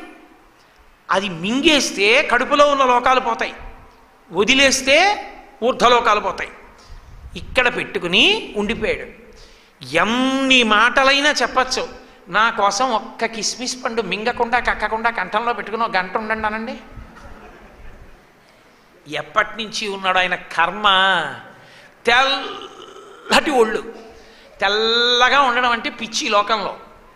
ఆయనకేం తెల్లగా ఉంటాడు, ఎన్నైనా చెప్తాడంటారు. తెల్లగా ఉండడం అంటే సరదా. తెల్లగా ఉండేవాడు నల్లటి మచ్చ కంఠంలో తెచ్చుకున్నాడు. ఇంత మచ్చ ఎవడు తెచ్చుకుంటాడు? చిన్న మచ్చ వస్తే డెర్మటాలజిస్ట్ దగ్గరికి పోతాడు. ఆయన లోకం కోసం మచ్చ పొందాడు. అది గొప్పతనం. శివుడు పరమాచార్య స్వామి ఒకసారి మాట్లాడుతూ మాట చెప్పారు, శివుళ్ళ బతకడం నేర్చుకోండి అన్నారు. లోకాల్ని కాల్చేది ఏదైనా ఉంటే కడుపులో పెట్టుకున్నాడు, చల్లతనాన్ని ఇచ్చేది ఏదైనా ఉంటే నెత్తి మీద పెట్టుకున్నాడు తప్ప కాల్చేదాన్ని పైనను చల్లగా ఉన్నదాన్ని కడుపులో పెట్టుకోవాలా. లోకాన్ని పాడు చేసేది ఉంటే కడుపులో పెట్టేసుకో, బాగు చేసేది ఉంటే నెత్తి మీద పెట్టుకుని అందరికీ చూపించు. శివుడు ఆదర్శప్రాయుడయ్యాడు లోకానికి తండ్రిగా. కాబట్టి మహానుభావుడు వాళ్ళిద్దరిది జగత పితరం వందే పార్వతీ పరమేశ్వరో. శంకరాచార్యుల వారి యొక్క పరిశీలనమది. ఒరే, ఆనాడు నీ కోసం హాలాహలం తాగినవాడు, నీకు ఇన్ని జన్మలు ఇస్తున్నవాడు, నీకు భక్తినిచ్చినవాడు, నీకు గురువునిచ్చినవాడు, 4 మాటలు చెప్పుకునే అదృష్టాన్ని ఇచ్చినవాడు, నీ యందు జ్ఞానముగా ప్రకాశిస్తున్నవాడు, ఈ లోకమంతటా నిండి నిబిడీకృతమైనవాడు, కదలడానికి చోటు లేక స్థాణువైనవాడు, నీ కంటితో చూడాలని నువ్వు అనుకుంటున్నావా? మాంసనేత్రమునకు దొరకని వాణ్ణి లోపల ఉన్నాడు, వెళ్ళి చూడు, ముట్టుకోవచ్చు కూడా. ఆ శివుణ్ణి ముట్టుకోవడం నా తరమా? ఏమో ఆయన అనుగ్రహం కలిగితే. ఇక్కడ అలా వెళ్ళి లోపలికెళ్ళి ఇలా ముట్టుకోవచ్చు. ఎంత భాగ్యం. కాబట్టి శ్రీశైలంలో ఇక్కడే ఉన్నాడు. అమ్మతో కలిసి చూడాలనుకుంటున్నావా ఇద్దరిని? అదిగో ఆ మద్ది చెట్టుకు మల్లెతీగ అల్లుకుని కనపడుతున్నాడు. గుణావిష్కృతం కాబట్టి సంధ్యారంభ విజృంభితం శృతిశిరస్థానాంతరాధిష్ఠితం సప్రేమ భ్రమరాభిరామమసకృత్సత్వాసనాశోభితం భోగీంద్రాభరణం. ఆయన పరమశివుడు భోగీంద్రుని ఆభరణముగా పొందినటువంటి వాడు. భోగీంద్రుడు అంటే పాము, పాములయందు ఇంద్రుడు. భోగి అన్నది పాముకి కూడా మారుమాట. భోగుల యందు అంటే పాములయందు ఇంద్రుడు అంటే శ్రేష్ఠుడు. పాములయందు శ్రేష్ఠుడు వాసుకి, శేషుడు మొదలైన వాళ్ళు. ఆ వాసుకి చాలా గొప్ప సర్పం అది. అది పరమ భక్తి తత్పరత కలిగినటువంటి సర్పాల్లో ఒకటి. ఆ వాసుకి ఒకప్పుడు వెళ్ళిపోతున్నాడు. వెళ్ళిపోతుంటే గరుత్మంతుడు ఆయన వెంటపడ్డాడు. వెంటపడి ఆయన పడగల మీద కొడుతున్నాడు. కొడుతుంటే వాసుకి గరుత్మంతుడికి పెద్ద యుద్ధం జరుగుతోంది. ఆయన శివా శివా శివా అని అరిచాడు. అది ఆ వాసుకునే మెడలో వేసుకుంటాడు పరమశివుడు. ఆ వాసుకి స్తోత్రం చదివితే చాలా రోగాలు నయమవుతాయని అటువంటి వాసుకి శివుణ్ణి పిలిచాడు. పిలిస్తే శివుడు నందివంక చూసి అన్నాడు, వెంటనే వెళ్ళి విష్ణువుకి చెప్పు, గరుత్మంతుడిని వెనక్కి పిలుస్తాడా, నీ త్రిశూలం విడవాలా అని అడుగు అన్నాడు. నంది వెళ్ళి విష్ణువుకి చెప్పారు. వాళ్ళిద్దరి మధ్య అభేదం. అందుకని వాళ్ళు ఒకరి మనసు ఒకరు గాయపరచరు కారణం లేకుండా. ఈ లోకం కోసమే ఏదైనా. వెంటనే శివాజ్ఞ, గరుత్మంతుడిని వెనక్కి రమ్మంటున్నాను. గరుడు వెళ్ళిపోయాడు. వెళ్ళిపోతే శివుణ్ణి స్తోత్రం చేశాడు వాసుకి. స్తోత్రం చేస్తే పరమేశ్వరుడు ఆయనకి అనుగ్రహం ఇచ్చాడు. నువ్వు ఇంత కష్టంలో ఆర్తిలో కూడా నన్ను స్మరించావు, నా ఎందింత భక్తి ఉన్నవాడివి, ఇక నుంచి నీకు ఈ బాధ లేకుండా నిన్ను పైన పెడతాను, నేను కింద కూర్చుంటాను. నేను కింద ఉంటాను, నువ్వు పైన ఉంటావు. నా కొడుకు కళ్యాణం అయినప్పుడు నిన్ను అనుగ్రహిస్తాడు, నా కొడుకు నీ మీద ఉంటాడు. ఎవరు పైన ఉండాలి? యథార్థానికి శివుడు పైన ఉండాలి. నిన్ను నా కొడుకుని పైన పెడతాను, నేను కిందకుంటాను. నీ యొక్క విషపు గాలి పైకొస్తుంటే భక్తులు మరణిస్తారు. వాళ్ళు మరణించకుండా ఉండడానికి ఏ గరుత్మంతుడు నిన్ను వెంట తరివాడో ఆ గరుత్మంతుడే స్తంభ రూపంలో నించుంటాడు. నీ వాసనలు గరుత్మంతుడు విరుస్తాడు. నిన్ను దర్శనం చేసిన వాళ్ళకి సంతానం కలుగుతుందని అనుగ్రహించాడు. అదే కుక్షి. శృంగేరి పక్కన ఉన్నటువంటి కుక్షి సుబ్రహ్మణ్యం. కుక్కీ కుక్కీ అంటుంటారు, కుక్కీ కాదు కుక్షి. కుక్షి అంటే గుహ. ఆ గుహ యందు తపస్సు చేస్తే వాసుకిని అనుగ్రహించాడు. తాను కిందున్నాడు, ఆయన్ని పైన పెట్టాడు. భోగీంద్రాభరణం. ఆ వాసుకిని మెడలో హారంగా వేసుకున్నాడు. శేషుడు పతంజలిగా వస్తే పాదానికి హారంగా చుట్టుకున్నాడు. అందరూ నృత్యం చేస్తున్నారు, నృత్యానికి సహకరిస్తున్నారు, నువ్వేం చేస్తున్నావు అని అడిగారు పతంజలిని. ఆయనకి బాధ కలిగింది. నందీశ్వరుడు వెళ్ళి పరిహాసం చేశాడని. కొమ్ములున్న నంది నన్ను పరిహాసం చేశావు, దీర్ఘాలు లేకుండా కొమ్ములు లేకుండా నేను పరమేశ్వరుడు నృత్యాన్ని చెప్తానని ఆయన స్తోత్రం చేశాడు. చేసి శివుడి నృత్యం చూడడం కాదు, నేనేం చేయలేనని కదా మీరు అంటున్నారు పావుని కాబట్టి, నేను శివుడితో సమానంగా నర్తిస్తా. ఎలా నర్తిస్తానో తెలుసా? ఆయన కాలు చుట్టుకుంటా, ఆయన నర్తించిన పాదంతో నేను నర్తిస్తానని ఒక్క దూకు ఆయన కాలు చుట్టుకున్నాడు. ఆయన పాదాన్ని పట్టుకుని ఉంటుందే పాము, అదే శేషుడు. కాబట్టి భోగీంద్రాభరణం. అటువంటి పాములన్నీ ఆయనకు ఆభరణాలు. తత్వత మృత్యువు ఆయనకి ఆభరణం.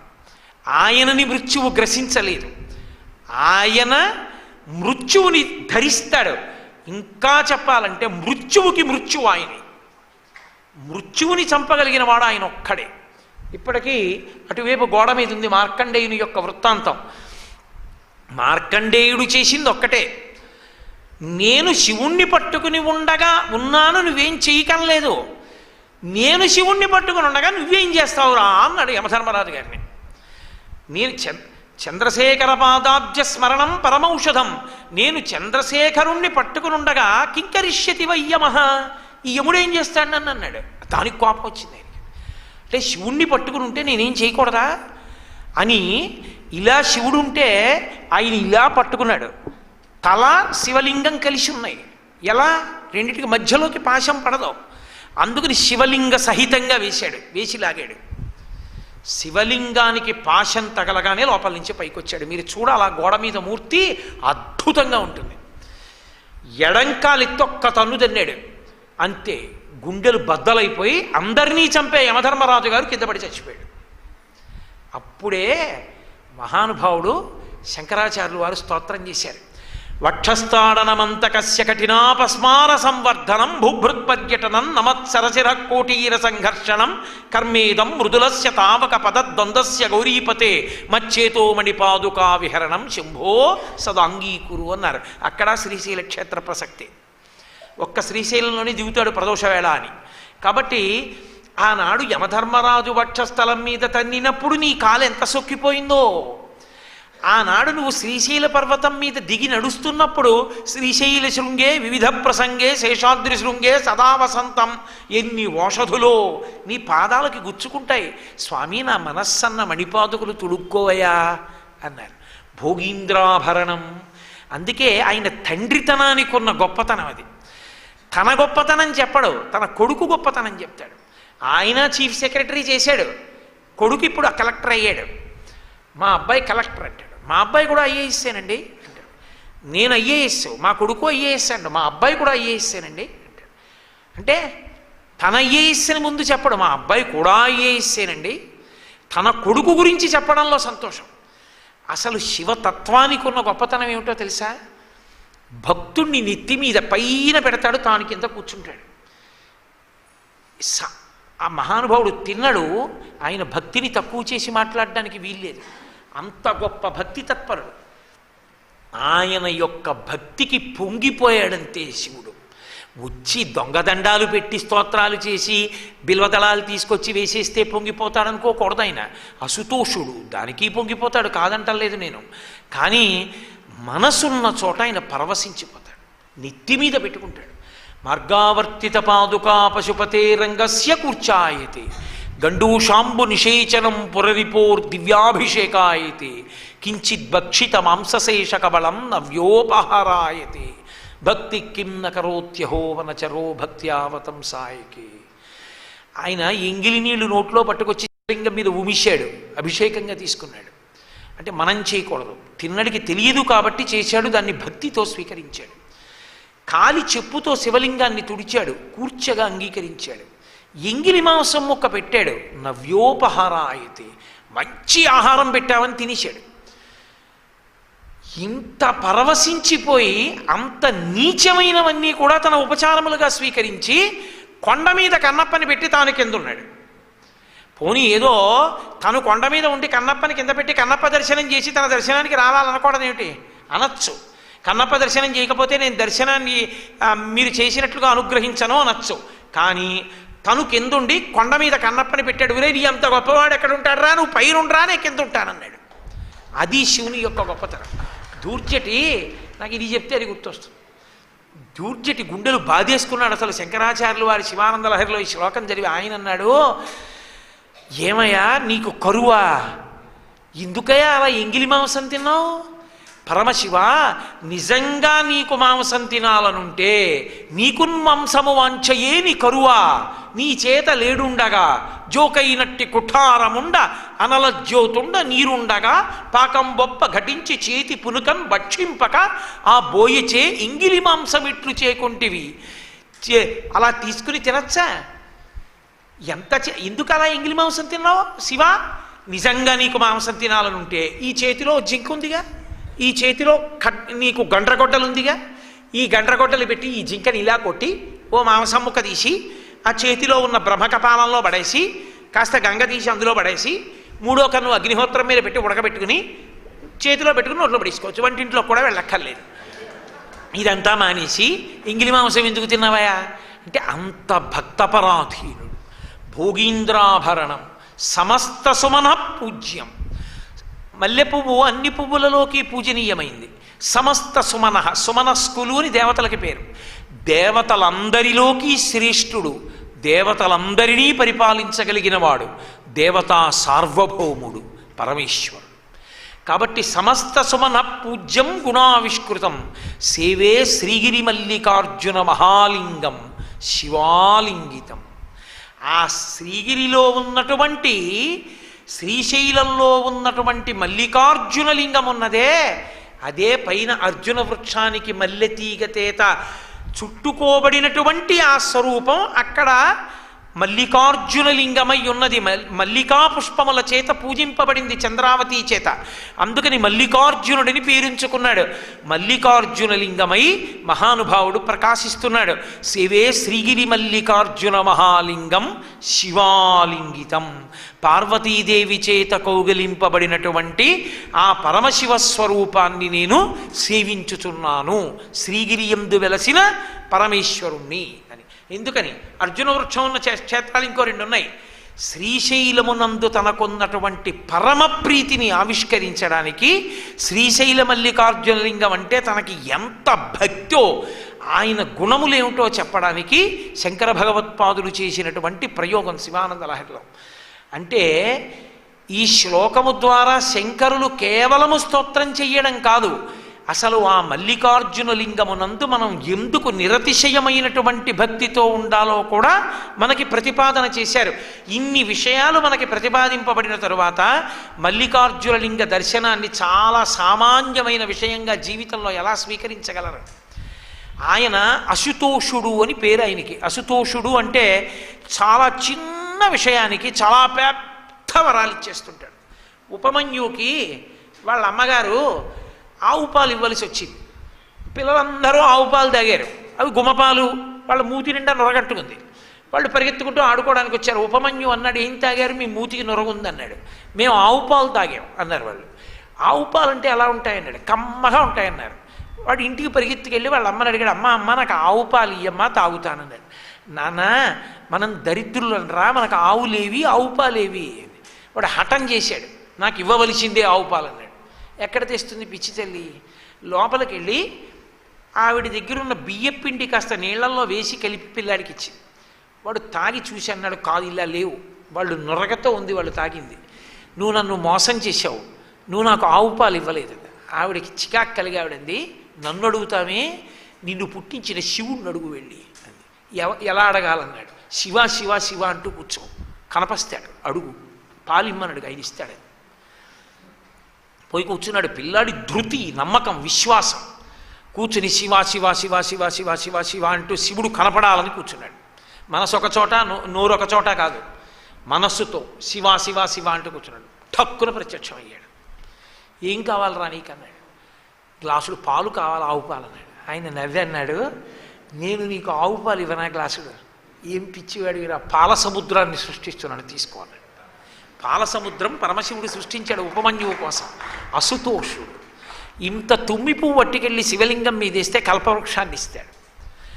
శివుని శిరమున కాశిన్ని నీళ్లు చల్లి అభిషేకం చేయరా అని ఇలా నీళ్లు పోయిరా అంటే వాడు పోయాడు, వాడు ఉద్ధరణితో తల్లుతుంటాడు.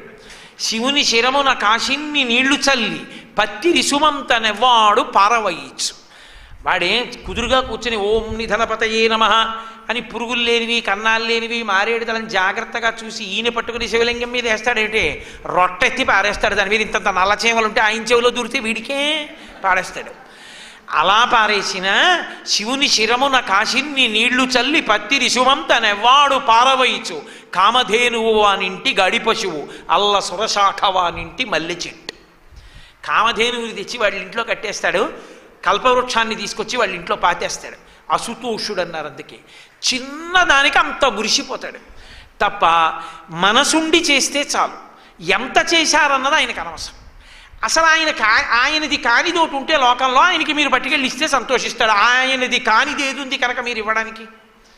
ఆయనది కానిది ఏదైనా ఉంటే నాది అనేటటువంటి మనసు ఒకటే. ఆ మనసు ఒక్కట ఆయన దగ్గర పెడితే చాలు, ఆయన మురిసిపోతాడు. కాబట్టి అటువంటి అసుతోషతత్వం కలిగినటువంటి శివుడు వీరశంకర అన్న పేరుతో వెలిశాడు శ్రీశైలంలోని. వీరరాఘవ, విజయరాఘవ రామచంద్రమూర్తికి ఉన్న పేర్లు. ఆ వీర శబ్దం సత్యనారాయణ స్వామికి, రాఘవుడికి, రామచంద్ర ప్రభువుకి బాగా అన్వయం అవుతుంటుంది. వీరవెంకట సత్యనారాయణుడని పేరు మా స్వామికి, వీరరాఘవ అని మా స్వామి రామచంద్ర ప్రభువుకి పేరు. శ్రీశైల క్షేత్రం ఒక్కచోటే శంకరుడు వీరశంకరుడు అని పేరు. ఏమిటా వీర? ఏమిటి చేస్తాడు అక్కడికి వెడితే? ఏ వీరత్వంతో ఉంటాడు? ధనస్సు బాణాలు పట్టుకుని కిరాతీర్జనీయంలా బాణాలు వేస్తుంటాడా? కాదు. ధర్మవీర, దానవీర, దయావీర, 3 వీరత్వములు కలిగిన వాడు. ధర్మవీర అంటే రుత్తు శబ్దం, రుద్ర శబ్దం.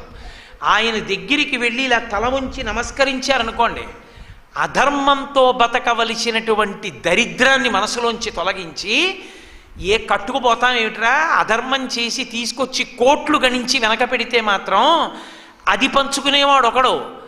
ఆ కర్మ చేసినందుకు చేసినటువంటి పాపం ఒక్కటే నీ వెనకాతలు వస్తుంది. ఏది నీతో పట్టుకెడతావు? కింవానేన ధనేన వాజికరిభిప్రాప్తేన రాజ్యేన కిం కింవా పుత్ర కళత్ర మిత్ర పశుభిర్దేహేన గేహేన కిం జ్ఞాతైతక్షణ భంగురం సపతిరోత్యద్యం మనోదూరత స్వాత్మార్థం గురువాక్యతో భజ భజ శ్రీపార్వతీ వల్లభం అంటారు. చివరికి వెంట పట్టుకెళ్ళేది ఏమైనా ఉంటే పాపపుణ్యాలు ఒకటే. కాబట్టి వీరశంకర ఆ శిఖరేశ్వరం దగ్గరికి వెళ్ళి ఇలా ఆయనకి నమస్కారం చేస్తేట ఆయన ధర్మవీరాన్ని ప్రసాదిస్తాడు, ధార్మికంగా బ్రతకగలిగినటువంటి లక్షణాన్ని ఇస్తాడు. దానవీర, వీరశంకరుడి దగ్గరికి వెళ్ళి నోరు విప్పి నువ్వు అడగవలసిన అవసరం ఏమీ లేదు. ఆయన నీకు ఏది కావాలో దాన్ని ఆయన నీకు ఇవ్వగలడు. ఆ మాటకు అర్థాడు. మరి ఇంతకుముందు ఎందుకు ఇవ్వలేదు? నువ్వు చేసిన పాపమే నీకు ప్రతిబంధకంగా వచ్చింది. కొన్ని ధార్మికమైన కోరికలు ఉంటాయి. ఒక వ్యక్తి నాకు వివాహం అవ్వాలని కోరుకున్నాడు, అందులో దోషం లేదు. ఒక వ్యక్తి నాకు బిడ్డలు కలగాలని కోరుకున్నాడు, అందులో దోషం లేదు. ఒకడు తండ్రి అవ్వాలనుకుంటే తప్పు లేదు, ఒకడు పెళ్ళి అవ్వాలని కోరుకుంటే తప్పు లేదు. ఒకడు నేను ఒక్కసారి శ్రీశైలం వెళ్ళి మల్లికార్జున లింగాన్ని దర్శనం చేస్తే బాగుండు అనుకున్నాడు, తప్పు లేదు. అందుకే కొన్ని కామరూప అకామములు ఉంటాయి. ఇప్పుడు నేను మల్లికార్జునుడి దగ్గరికి వెళ్ళి, స్వామి ఈ వారం రోజులు నీ గురించి చక్కగా సేవించుకుంటూ భక్తితో గడపగలిగినటువంటి అదృష్టాన్ని నాకు కటాక్షించని అడిగాను అనుకోండి, దాన్ని కోరికగా తీసుకోరు. కోరికగా దేన్ని తీసుకుంటారో తెలుసా? లౌకిక కామాన్ని తీసుకుంటారు. స్వామి ఇక్కడ ఉండగా నాకు ఎక్కడైనా ఓ పరుసు దొరికేట్టు చూడు అని అనుకోండి, అది కోరిక. తప్ప భక్తితో బతకాలని నేను కోరుకున్నాను అనుకోండి, అది ఉద్ధరణ హేతు, అది అడగాలి ఈశ్వరుణ్ణి. నువ్వు అడిగిన కోరికకి ప్రతిబంధకం ఏది? మరి ఎందుకు సంతానం కలగలా, ఎందుకు పెళ్ళవలా? ఏదో ఉంది పాపం. ఆ పాపాన్ని దర్శన మాత్రం చేత కాల్చి నీకు అనుగ్రహిస్తాడు. అందుకని దానవీరుడు, దయావీరుడు. ఆయన దయకి హద్దు లేదు. ఏమంటే అన్ని పాపాలు చేశాడు కదా, మీ దగ్గరికి వచ్చి ఇలా అంటే కాల్చేశారా అవన్నీ? అలా ఎలా కాల్చేస్తారండి? శాస్త్రం ఎలా అంగీకరిస్తుందండి? ఇవన్నీ అడగడానికి ఎవరు సరిపోడు ఆయన దగ్గర. ఆయన ఈశ్వరుడు, నిరంకుశుడు. ఆయన చెప్పినది ఆజ్ఞ, ఆయన అనుగ్రహమే హేతువు. అందుకే నిర్హేతుక కృపాకటాక్ష వీక్షణం అంటారు. దానికి కారణమేమి ఉండదు. ఒకణ్ణంత ఎందుకు ఉద్ధరించాలంటే ఆయన సంతోషించాడంతే. ఆయన దేనికి సంతోషించాలో చెప్పగలిగిన వాడు ఎవడు లేడు లోకంలో. ఇదిగో దీనికి మీరు సంతోషించి ఇంత చెయ్యాలి తప్ప మీరు ఇంత ఇవ్వకపోతే ఇంత సంతోషించి ఇంత చేయడానికి వీల్లేదు అని చెప్పకూడదు. ₹1,00,00,000 హుండీలో వేసిన వాడికేమో మీరు ₹10 కూడా ఇవ్వలేదు. పావలా కాసు పట్టుకొచ్చి హుండీలో వేసిన వాడికేమో ₹10,000 ఇప్పించారు. ఈశ్వరామి ఇది దోషం అనేవాడు రాయుడు. ఆయన ఇష్టం. వాడు ఎందుకు వేశాడో, ఎలా వేశాడో, ఏ మనసుతో వేశాడో నాకు తెలుసు. ఏమి ఇవ్వాలో నాకు తెలుసు. ఇవ్వగలిగిన వాడిని నేను, పుచ్చుకోవలసిన వాడు వాడు. ఏది ఇచ్చినా నా ఇష్టం తప్ప ఎందుకు ఇచ్చామని అడగడానికి శాస్త్రాన్ని అక్కడ సమన్వయం చేసే అధికారం ఎవరికీ లేదు. అలా ఇస్తాడా అండి, అలా ఇవ్వచ్చా అండి, అలా ఇస్తాడని శాస్త్రంలో ఉందా అండి? అలా సమన్వయం అవ్వదు. ఆయన భక్తికి సంతోషపడిపోతాడు. కాకినాడ నుంచి వచ్చిన వాళ్ళు 300 మంది ఉండొచ్చు. ఎవడో ఒక్కడు ఆయన దగ్గరికి వెళ్ళి ఇలా నమస్కారం చేస్తూ ఆయన్ని చూసేటప్పటికీ నిప్పురవ్వలా ఓ భావన వచ్చింది. త్వమేవ మాతా చ పితా త్వమేవ త్వమేవ బంధుస్య సఖాత్వమేవ త్వమేవ సర్వం త్వమేవ ద్రవిణం అంటూ త్వమేవ సర్వం మమ దేవదేవ, అన్నీ నువ్వే నాకన్నాడు. ఆ భావన ఒక్క నిమిషం నిలబడింది. ఏమో అదే వాడికి ఆఖరి జన్మ కావచ్చు, చెప్పలేం. ఆయన ఏ చిన్న విషయాన్ని అడ్డుపెట్టి ఎవరికి ఎంత ఇస్తాడన్న దాన్ని మీరు చెప్పలేరు. ఆయన అంతటి దానవీరుడు, అంతగా దానం చెయ్యగలడు. ఎంత దానం చెయ్యగలడంటే ఆయన బొక్కసం ఖాళీ అవ్వదు. ఆయన ఎవరికి ఎంత ఎన్నిచ్చినా అకౌంట్లో డెబిట్ రాసుకోవలసిన అవసరం ఆయనకి లేదు. ఇంత వెళ్ళిపోయింది ఇంకెంత నిలవ ఉందని వెనక్కి చూడడం, అది అలా అక్షయబాణ తూణీరంలా పుడుతూనే ఉంటుంది. అంతటి మహదైశ్వర్య సంపన్నుడు. కాబట్టి ఆయన దానవీరుడు. ఈ 3 వీరములున్నవాడి పాదములా నువ్వు ఆశ్రయించవలసిందే. ప్రతి వాడి దగ్గరికి వెళ్ళి వాడి కాళ్ళు అట్టుకుని మీ అంత గొప్పవాళ్ళు లేడనవలసిందా? పట్టుకోవలసింది. జీవితంలో ఎవరి ముందు నిలబడాలో వాడి ముందు నిలబడాలంటే శిఖరేశ్వరానికి వెళ్ళాలి. దానవీర, దయావీర, ధర్మవీరముల కలిగినటువంటి ఆ వీరశంకర స్వరూపం దగ్గరికి వెళ్ళి 2 చేతులు జోడించి నమస్కరించినంత మాత్రం చేత అందరినీ అనుగ్రహించగలిగినటువంటి పరమ దయాళు అయినటువంటి వాడు పరమేశ్వరుడు. అటువంటి పరమేశ్వర స్వరూపం శిఖరేశ్వరము. అది శిఖరములలో ఈశ్వరత్వాన్ని పొందింది. అక్కడికి వెళ్ళి ఆ రుబ్బురోలు, ఆ నంది, అక్కడ ఉండేటటువంటి ఆ నువ్వులు శనగలు పట్టుకెళ్ళి వేసి రుబ్బి తిప్పితే, అంటే చరనంది అని ఉంటుంది శైవ సంప్రదాయంలో. పూర్వం ఇంతమంది వైద్యులు ఉండేవారు కాదు. పురుటి నిప్పులు వచ్చి బిడ్డ అడ్డం తిరిగింది, పురుడు రావట్లేదంటే చరనందిని తిప్పేవారు. శివాలయంలోకి వెళ్ళి ప్రార్థన చేసేవారు, అయ్యా ఒక్కసారి తలుపులు తెరవండి అని. అంటే వాళ్ళు తలుపు తీసేవాడు శివాలయంలో అర్చకుడు. తలుపు తీస్తే ఆ చరనందిని తిప్పేవారు. ఎటువైపు ఆ గర్భిణి ఇబ్బంది పడుతోందో, ఇల్లు ఎక్కడుందో అటువైపుకి తిప్పేవారు. నంది అటువైపు చూడగానే సుఖప్రసవం అయిపోయేది. అందుకని చరణంది పెట్టేవారు దేవాలయాలు. శైవాగమం అందుకు చెప్పింది చరణంది ఉండాలని. గ్రామాలకి కాపు ఎవరు అంటే, గ్రామాలలో ఆపదలు వస్తే రక్షణ ఎవరు అంటే నంది. అందుకే నంది ప్రసన్నంగా ఎక్కడైనా చూస్తున్నాడు అనుకోండి, ఆ మండలం శాంతి పొందుతుంది. శ్రీశైల పర్వతం దగ్గర పరమేశ్వరుడే పార్వతీదేవితో చెప్పాడు, నంది మండలం ఉంది పార్వతీ పక్కనని చెప్పాడు. నవనందులున్నాయి, 9 నందులున్నాయి. కర్ణాటక రాష్ట్రంలో, ఆంధ్రదేశంలో కనపడ్డన్ని ఫెర్టిలిటీ సెంటర్స్ కనపడ్డావు. ఎందుకో తెలుసా? నంది ఆరాధన. కర్ణాటక అంతా వాళ్ళు నంది ఆరాధన చేస్తారు. నందిని క్షేత్రంలో పెడతారు. ఎక్కడ పెద్ద నంది కూర్చుని చూస్తూ ఉంటుందో అది శివస్వరూపాన్ని చూస్తూ ఉంటుంది ఎప్పుడు. అందుకే ప్రకృతికి పృష్ఠభాగం పెడుతుంది, పరమేశ్వరుడి వైపు ముఖం పెడుతుంది.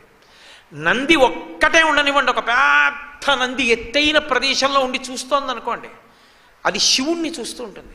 అందుకే ఉపద్రవం రావడానికి వీల్లేదంతే. అక్కడ రాధిక అంటే నంది చూపు పడుతోంది. నంది చూపు పడితే మంగళం, ఎందుకంటే పరమభక్తుడు నందీశ్వరుడు. పిడుగుబడనివ్వండి, మేళాలు వాయించండి, తోక కింద దీపం పెట్టేస్తారు కార్తీక మాసంలో, అయినా సరే తలిలా తిప్పడం, ఎప్పుడు శివుణ్ణే చూస్తాడు, శివదృష్టితో ఉంటాడు నందీశ్వరుడు. అందుకే నంది ఎక్కడి నుంచి చూస్తోందో అక్కడంతా మంగళప్రదంగా ఉంటుంది.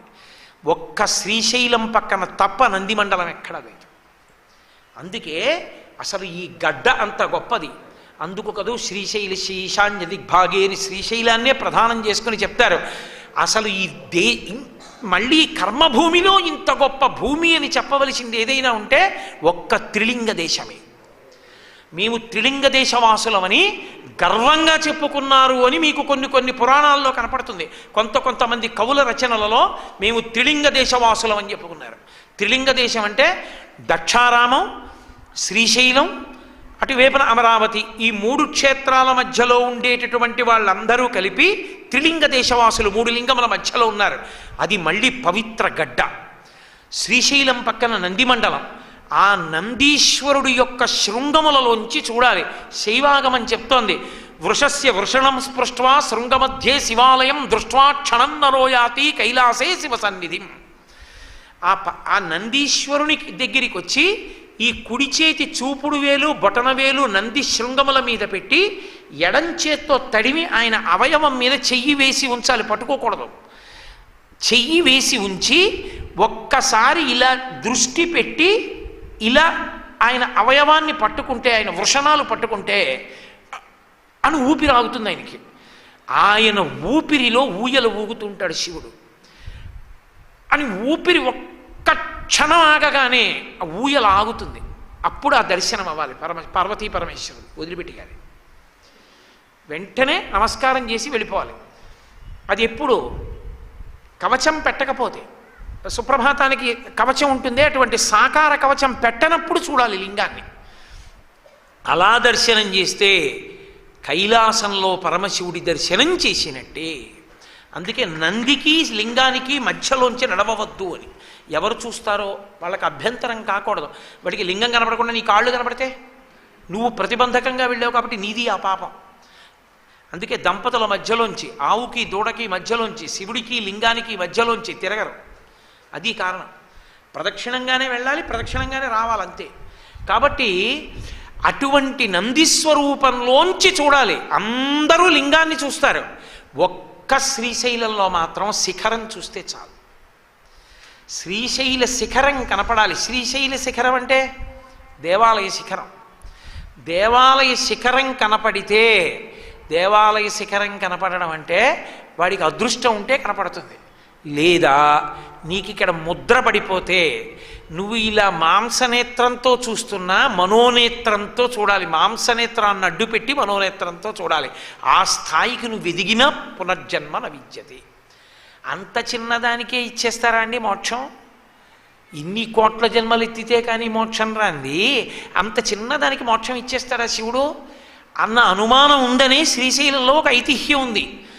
పార్వతీ పరమేశ్వరుల్లో ఏదడిగినా ఆవిడేగా అడగాలి. మరి ఏమండి ఏమిటి అలా నందిశృంగములలోంచి శ్రీశైల శిఖరం కనపడితే ఇచ్చేస్తారా మోక్షం?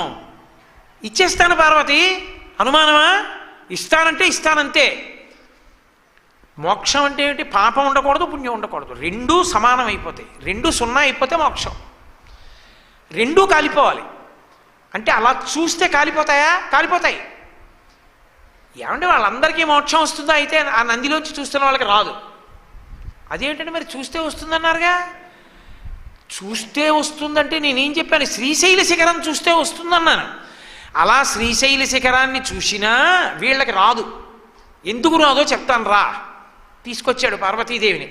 ఆవిడ సర్వజ్ఞ సాంద్రకరుణ, ఆవిడికి తెలియదేమిటి? కానీ శ్రోత తెలియనట్టు ఉంటే, మీ అందరూ తెలియక వింటున్నారేమిటి? అన్నీ తెలుసు. మనం తెలియనట్టు కూర్చుంటే తప్ప వాడు ఎలా చెప్పుకుంటాడని మీరు వింటలా? అలాగే ఆవిడ వింటుంది.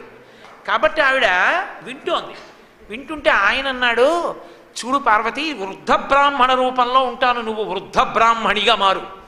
ఇక్కడే ఈ సరోవరంలో ఈ బురదలోని దిగిపోతూ ఉంటాను. అమ్మా అమ్మ ఎవరైనా లాగండి అమ్మా, పెద్దదాన్ని లాగలేకపోతున్నాను, మా ఆయన దిగబడిపోతున్నాడు నరు పరిగెత్తుకొస్తారు. పాపం లేని వాళ్ళు లాగండను. ఎవరు పాపం లేదని నన్ను లాగుతాడో చూడు. శిఖరం దిగొస్తున్నారు అందరూ.